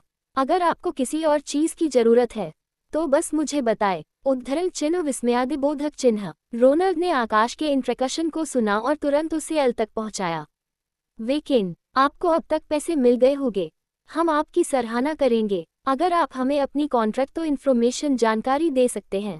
बिल्कुल कोई परेशानी नहीं। उद्धरण चिन्ह विस्मयादिबोधक चिन्ह। एल ने एक नंबर दिया।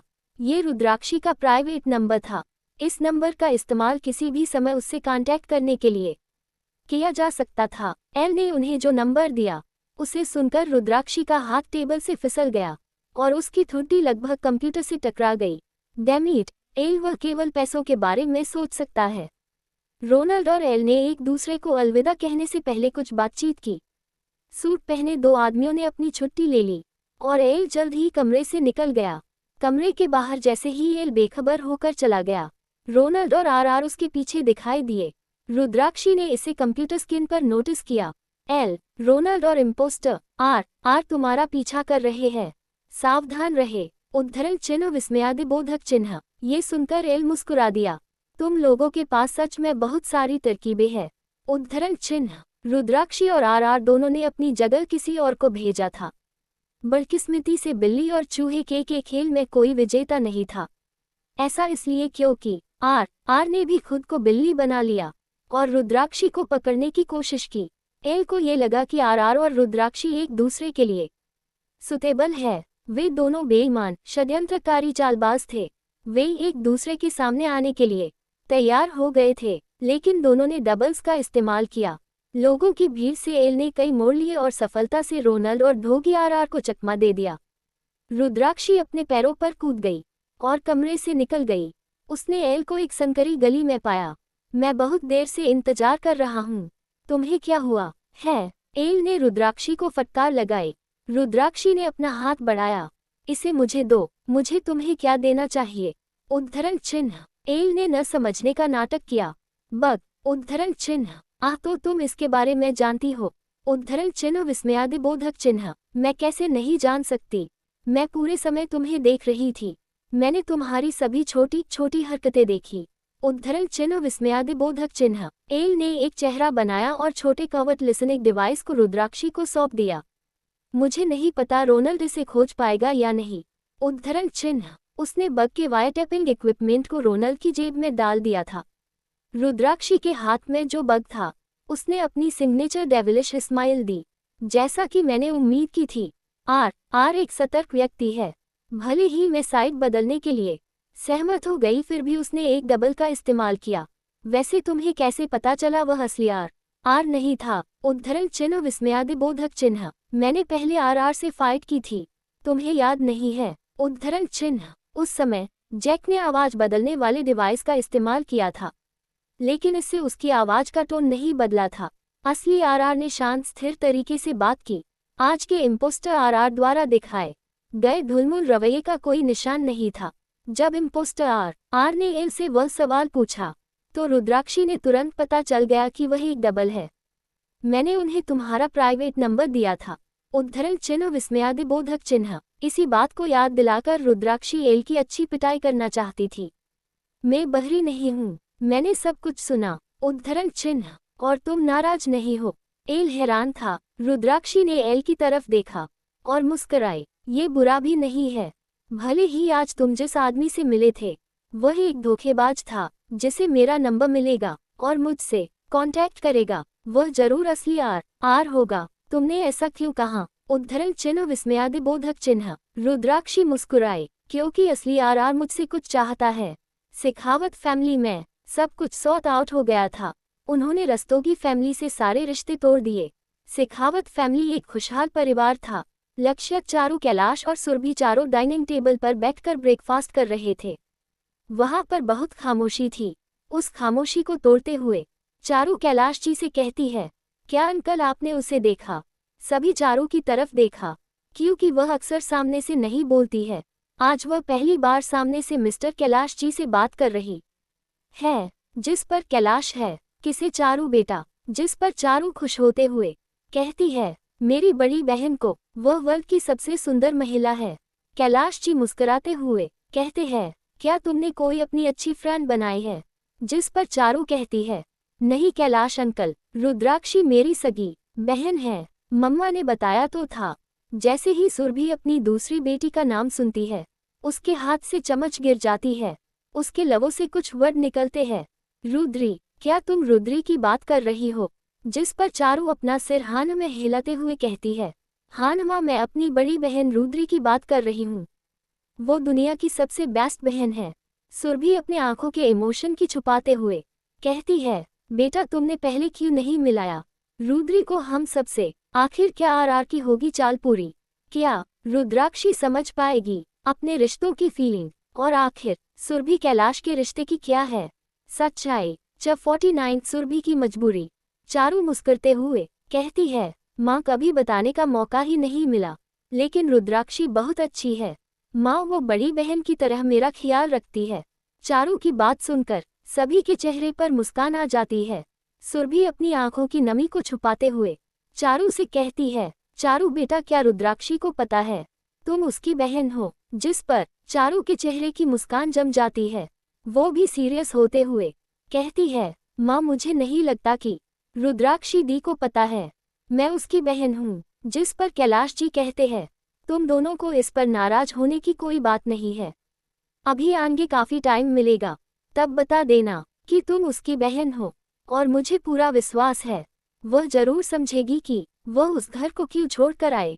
लक्ष्य भी अपने डैड की हान में हाँ मिलाते हुए कहता है, सही कहा डैड ने, वह जरूर समझेगी। जिस पर सुरभि अपना सिर हाँ में हिला देती है, लेकिन चारू थोड़ी उदास होकर कहती है, माँ आखिर आप क्यों डैड को छोड़ कर आई?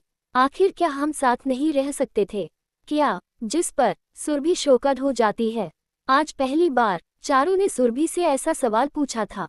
जिस पर सुरभि कैलाश की तरफ देखती है, जिस पर कैलाश आंखों से कुछ इशारा करता है, जिसे समझते हुए सुरभि कहती है, चारू बेटा, शर्मा मेंशन में हालात कुछ ऐसे थे कि हम वहां और रहते तो घुट घुट कर मर जाते। हमने आपके डैड को बहुत प्यार किया, लेकिन वह अपने माँ पापा के इशारों पर चलने वाले इंसान थे। अगर हम वहाँ ऐसे ही उन 4 दीवारों में रहते तो शायद तुम आज सी मेडिकल कॉलेज में न पढ़ रही होती। जिस पर चारू सपाट लहजे में कहती है, माँ आप गलत है, मैं भी उसी कॉलेज में पढ़ती। क्योंकि आप भूल रही है, रुद्राक्षी भी उसी कॉलेज में पढ़ रही है। आप कभी डैड का साथ दे ही नहीं पाई, आपको सिर्फ ऐश और आराम की जिंदगी चाहिए थी। इतना कह चारू डाइनिंग टेबल से खड़ी होकर कहती है, मुझे अंकल हॉस्टल जाना है, मुझे कंपटीशन की तैयारी करनी है। जिस पर लक्षयक चारू को रोकते हुए कहता है, चारू ये क्या बदतमीजी है अपनी माँ से बात करने की। जिस पर चारू कहती है, भाई मैंने सही कहा है, अगर मॉम डैड से तलाक नहीं लेती तो आज रुद्राक्षी भी हमारे साथ रहती। सुरभि को चारू की बातें अपने दिल पर लगी महसूस हुई। आज एक के भविष्य के लिए दूसरी बेटी को वही आग में अकेला छोड़कर आ गई। आखिर मैं कैसी माँ हूँ। चारू के चले जाने के बाद लक्षयत और कैलाश जी सुरभि को समझाने की कोशिश करते हैं कि चारू ने जो कुछ भी कहा नादानी में कहा, वो समझदार हो जाएगी तो वह सब कुछ समझ जाएगी। सुरभि कैलाश लक्षयत को देखकर कहती है, वैसे जो भी कहा उसमें कुछ सच भी कहा था। मैं सेल्फिश हो गई थी, मेरा फर्ज एक बेटी के लिए नहीं दोनों के लिए था, लेकिन अब मैंने जो किया उसके बाद मैं कैसे अपनी दूसरी बेटी के सामने सामना करूंगी। आखिर मैं किस हक से उसे अपनी बेटी कहूंगी। जिस पर कैलाश जी सुरभि के कंधे को थपथपाते हुए कहता है, हमारा रिश्ता जैसा भी है, लेकिन वह किसी की बंदिशों से बंधा नहीं है। तुम्हारे पास लक्षयत भी तो है जो तुम्हें अपनी माँ मानता है। जिस पर सुरभि कहती है, सही कहा, लेकिन ऐसे दिल को तसल्ली देने से सच्चाई से मुकर तो नहीं सकते हैं ना। वैसे भी अब मुझे इस मैटर में कोई बात नहीं करनी है, मैं बहुत थक गई हूँ, मुझे आराम करना है। जिस पर कैलाश जी अपना सिर हाँ में हिला हिला कर कहते हैं, सुरभि तुम्हें आराम करना चाहिए। सुरभि के अपने रूम में चले जाने के बाद लक्षयत अपने डैड से कहता है, डैड क्या माँ वापस अमरजीत अंकल के पास चली जाएगी अगर उन्हें मौका मिला तो। जिस पर कैलाश एक आह भरते हुए कहता है, सुरभि और मैं एक अच्छे दोस्त है शुरू से, लेकिन लोगों को गलत फहमी हो गई कैसे, किसी को पता ही नहीं चला। लेकिन तुम भी जानती हो, सुरभि मेरी पत्नी नहीं है, लेकिन तुम्हें फिर भी माँ जैसा प्यार दिया।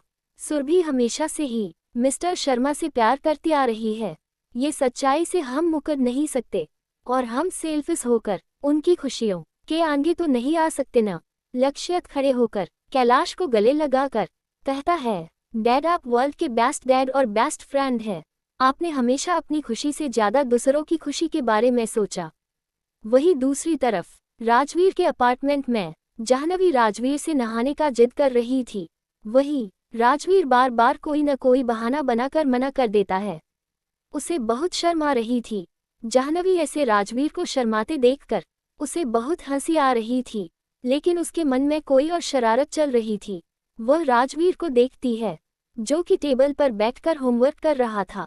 ये देखकर वह अपने सीने पर हाथ रखकर दर्द भरी आवाज में कहती है, आह राजवीर दर्द हो रहा है। जाह्नवी की दर्द में आवाज सुनकर राजवीर अपने सारे काम को छोड़कर जाह्नवी के पास जाकर उसे कहता है, कहाँ दर्द हो रहा है। जिस पर जाह्नवी अपने सीने की ओर इशारा करते हुए कहती है, यहाँ पर। जिस पर राजवीर जाह्नवी के सीने पर हाथ रख कर कहता है, क्या यहाँ हो रहा है। जिस पर जाह्नवी कहती है, नहीं थोड़ा नीचे दर्द हो रहा है।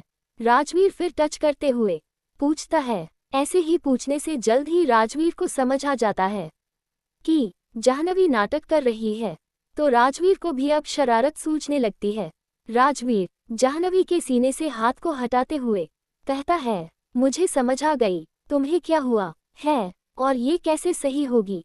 जिस पर जाह्नवी कहती है वो कैसे ठीक होगी।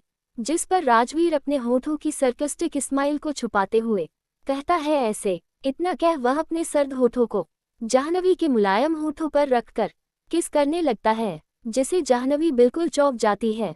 वह भी थोड़ी देर बाद अपने सेंस में आ जाती है और वह भी राजवीर का किस में साथ देने लगती है। दोनों की किस धीरे धीरे पेसनेट होती जा रही थी। वह इस किस के द्वारा अपना प्यार जाहिर कर रहे थे। दोनों ही एक दूसरे में खोए हुए थे, जैसे छोड़ा तो एक दूसरे जुदा न हो जाए।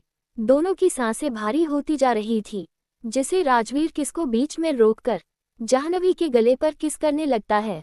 कमरे का माहौल बहुत ही रोमांटिक था, जिसमें सिर्फ उन दो लोगों की सांसें सुनाई दे रही थी। इससे पहले कि दोनों एक दूसरे की बाहों में डूबते, अपार्टमेंट की बेल बजने की आवाज आई, जिसे दोनों को एक दूसरे से अलग कर दिया। राजवीर गुस्से से गेट खोलता है। आखिर उसके प्यार भरे पलों में किसने आग लगा दी। वही जाह्नवी का भी कुछ ऐसा ही हाल था। दोनों ही उस इंसान को कोस रहे थे, लेकिन जैसे ही राजवीर दरवाजा खोलता है, उसके सामने एक 50 साल की बूढ़ी महिला कहती है, साहब आपने मुझे बुलाया। जिस पर राजवीर को ध्यान आता है कि उसने ही जाह्नवी के नहाने की मदद करने के लिए सर्वेंट को बुलाया था। राजवीर उसे अंदर आने का बोल देता है और उसे उसका सारा काम समझा देता है। वही जाह्नवी अपने मन में कहती है, ये तो कुछ नहीं समझते हैं। अब देखो, पूरी सर्वेंट को ले आए। यहाँ मैं रोमांच को बढ़ाना चाहती हूँ, और ये है कि कम करने पर तुले रहते हैं। दूसरी ओर चारू जब अपने हॉस्टल रूम में पहुंची तो बहुत रात हो चुकी थी।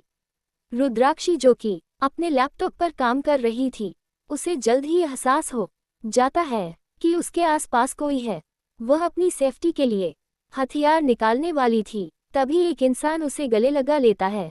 ये देख रुद्राक्षी अपना हथियार वापस से छुपा लेती है और उस इंसान को दोनों हाथों से हक करते हुए कहती है, चारू तुम इतनी जल्दी आ गई, क्या तुम ठीक हो। जिस पर चारू रोते हुए कहती है, सॉरी रुद्राक्षी दी। एक पल के लिए रुद्राक्षी जम जाती है। उसे ऐसा फील होता है जैसे आज चारू बहुत अलग बिहेव कर रही है। फिर भी अपने ख्यालों को साइड करते हुए कहती है, पगली कोई अपनी बड़ी बहन को सॉरी बोलता है। रुद्राक्षी दी आप कभी मुझे छोड़कर मत जाना।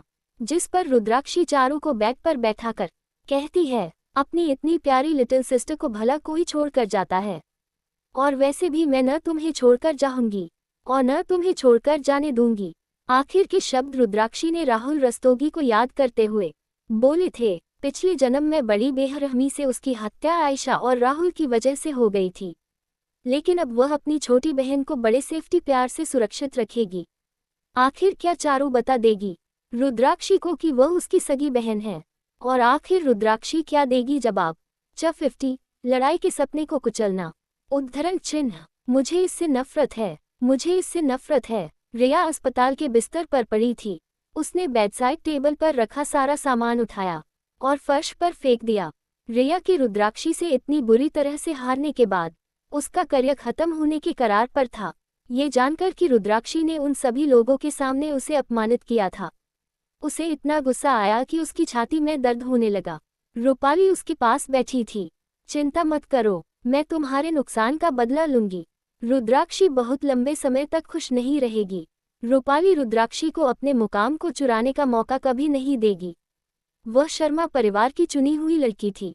रिया को रूपाली के शब्दों से शांत किया गया था, लेकिन वह अभी भी स्योर नहीं थी कि क्या रूपाली बदला लेने में उसकी मदद करना चाहती थी या वह रुद्राक्षी को अपने कारणों से हराना चाहती थी। रूपाली, तुम्हें सावधान रहने की जरूरत है। रुद्राक्षी एक ताकत है जिसका भरोसा किया जाना चाहिए। बहुत से अन्य लोगों ने लड़ाई देखी थी, लेकिन रिया ने रुद्राक्षी के गुस्से को पहली बार एक्सपीरियंस किया था। उसे अचानक याद आया कि ब्रूस ने क्या कहा था, उसके साथ रिंग में कदम रखने वाले ही समझ सकता है कि वह कितनी इनक्रेडिबल है। रिया ने यहाँ तक सोचा कि रूपाली का रुद्राक्षी से कोई मुकाबला नहीं हो सकता, लेकिन रूपाली को रिया की सलाह पसंद नहीं आई। क्यों? उससे सावधान रहने की कोई जरूरत नहीं है। रूपाली ने ठंडेपन से मुस्कुराए। जरूर, मैंने उसे कम आंका। ये पता चला है कि वह न केवल किसी कमजोर बाहरी व्यक्ति से ज्यादा है, वह एक आउटस्टैंडिंग फाइटर है। लेकिन उसके चेहरे की ठंडी मुस्कान सैवेज हो गई थी। वह मेरी तुलना नहीं कर सकती। उद्धरण चिन्ह विस्मयादिबोधक चिन्ह। तो क्या हुआ? रुद्राक्षी ने रिया को हरा दिया। क्या उसने भी रिया को भी कई बार नहीं हराया था? रिया को हराने से रुद्राक्षी जादुई रूप से उससे बेहतर फाइटर नहीं बन पाई। उद्धरण चिन्ह विस्मयादिबोधक चिन्ह। रिया प्रिलिमिनरी राउंड के तीसरे दौर में चली गई। उसके पास अभी भी वापसी करने का मौका था, लेकिन रिया को अजीब लग रहा था। रिंग में वापस रुद्राक्षी द्वारा उसे टॉर्चर किया गया। उनके मैच के दौरान उसने महसूस किया था कि जैसे वह मौत के कगार पर थी। सिर से पांव तक बुरी तरह से दर्द कर रही थी। उसे डर था कि उसकी कुछ हड्डियां टूट गई है और वह अगले दौर में कॉम्पिटी नहीं कर पाएगी। लेकिन उसके हेल्थ चेक के रिजल्ट से पता चला कि उसकी कोई हड्डी नहीं टूटी थी। उसे ठीक होने में बस कुछ दिन चाहिए थे और वह ठीक हो जाएगी। रिया ने अपनी रेपुटेशन का बहुत ध्यान रखा। रुद्राक्षी से हारने के बाद भी वह अभी भी नेशनल लेवल पर टॉप 100 में आने की इच्छा रखती थी। इसलिए जैसे ही उसे लगा कि वह नॉर्मल हो रही है, उसने अस्पताल छोड़ दिया और अपने अगले मैच में भाग लेने चली गई।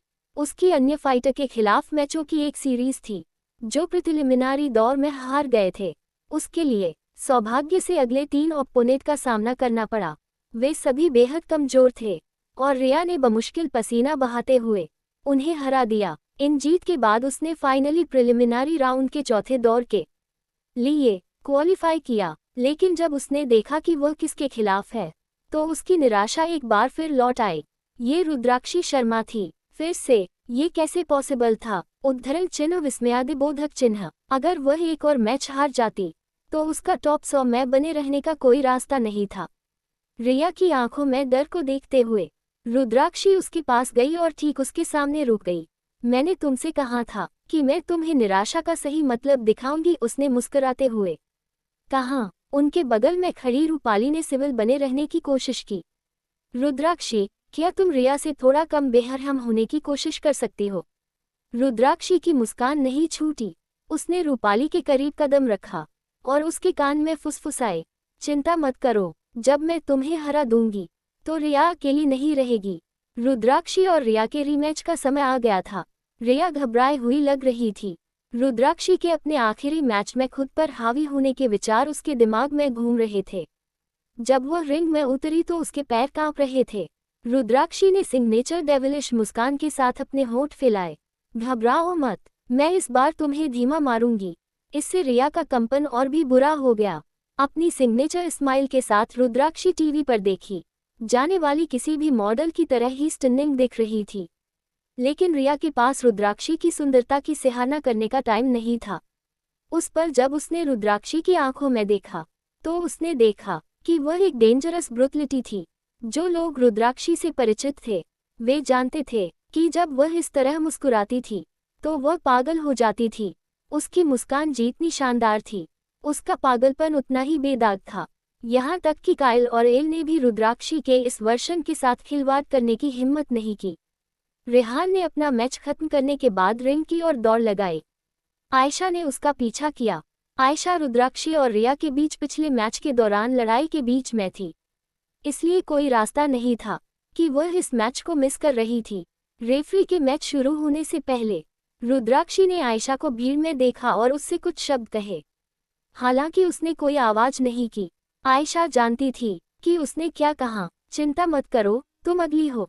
उद्धरण चिन्ह। मैच शुरू हुआ और रुद्राक्षी एक पूरी तरह से नए इंसान में बदल गई। रिया अपने चारों ओर बढ़ती एक दमनकारी शक्ति को महसूस कर सकती थी।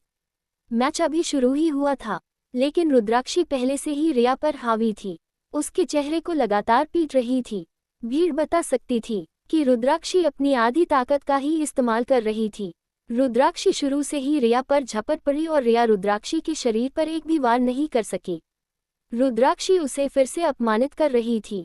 यह एक ऐसी मार थी कि रिया अपनी खुद की हड्डियों के टूटने की आवाज भी सुन सकती थी। हड्डियों के चटकने की कर्कश आवाज सुनकर रुद्राक्षी खुशी से मुस्कुरा दी। इस पल में उसके लाल होठ जीवंत लग रहे थे। वह देखने में सुंदर थी, फिर भी घातक थी, जंगल में गहरे उगने वाले आदमखोर फूल की तरह। उसकी हर एक चाल दर्शकों की आंख को भा रही थी, मानो वह लड़ने के बजाय नाच रही हो।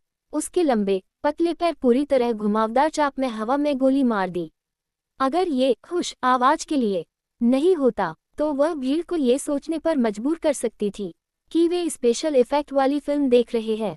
वह ज्यादातर शांत दिख रही थी, जैसे कि देश में टॉप 20 फाइटर को कुचलना कुछ ऐसा था जैसे एक उंगली उठाना। ऐसे लोग सबसे भयानक थे।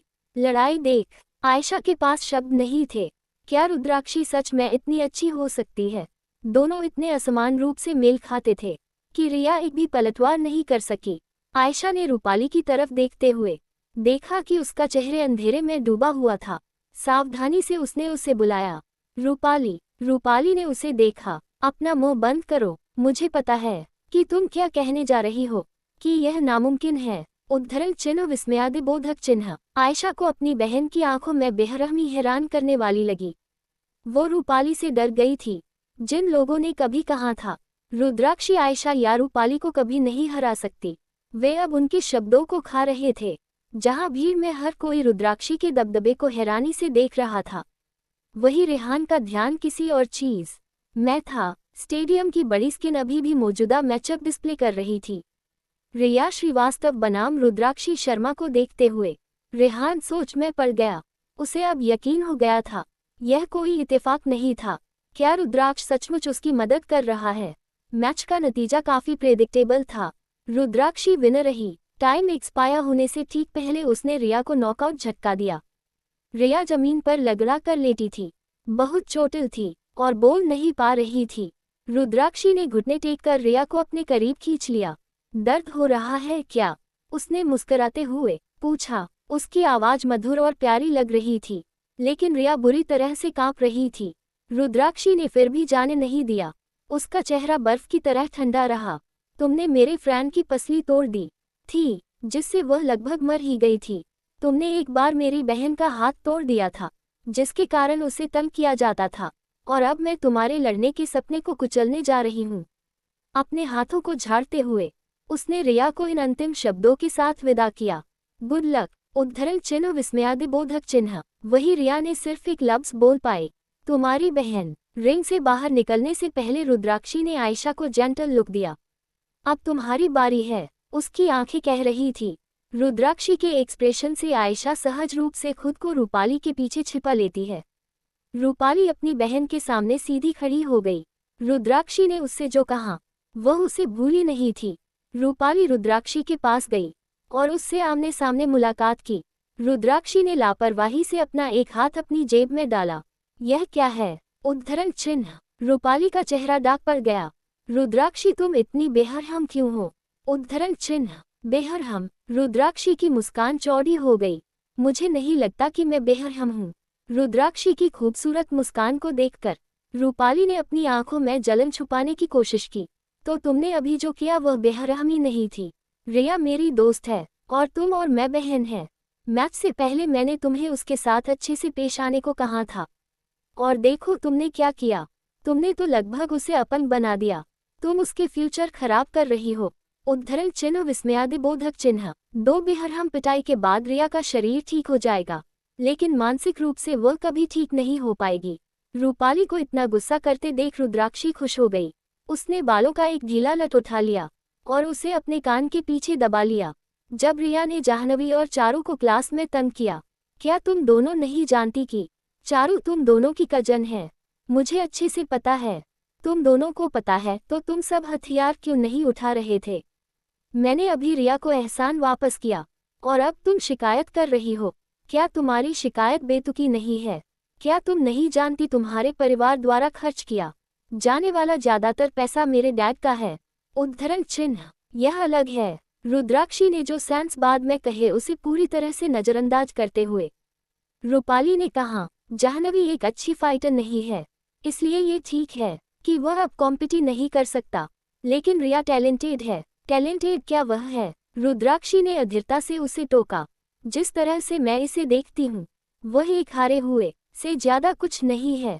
एक लड़की जो मेरे खिलाफ एक भी हिट नहीं कर सकती।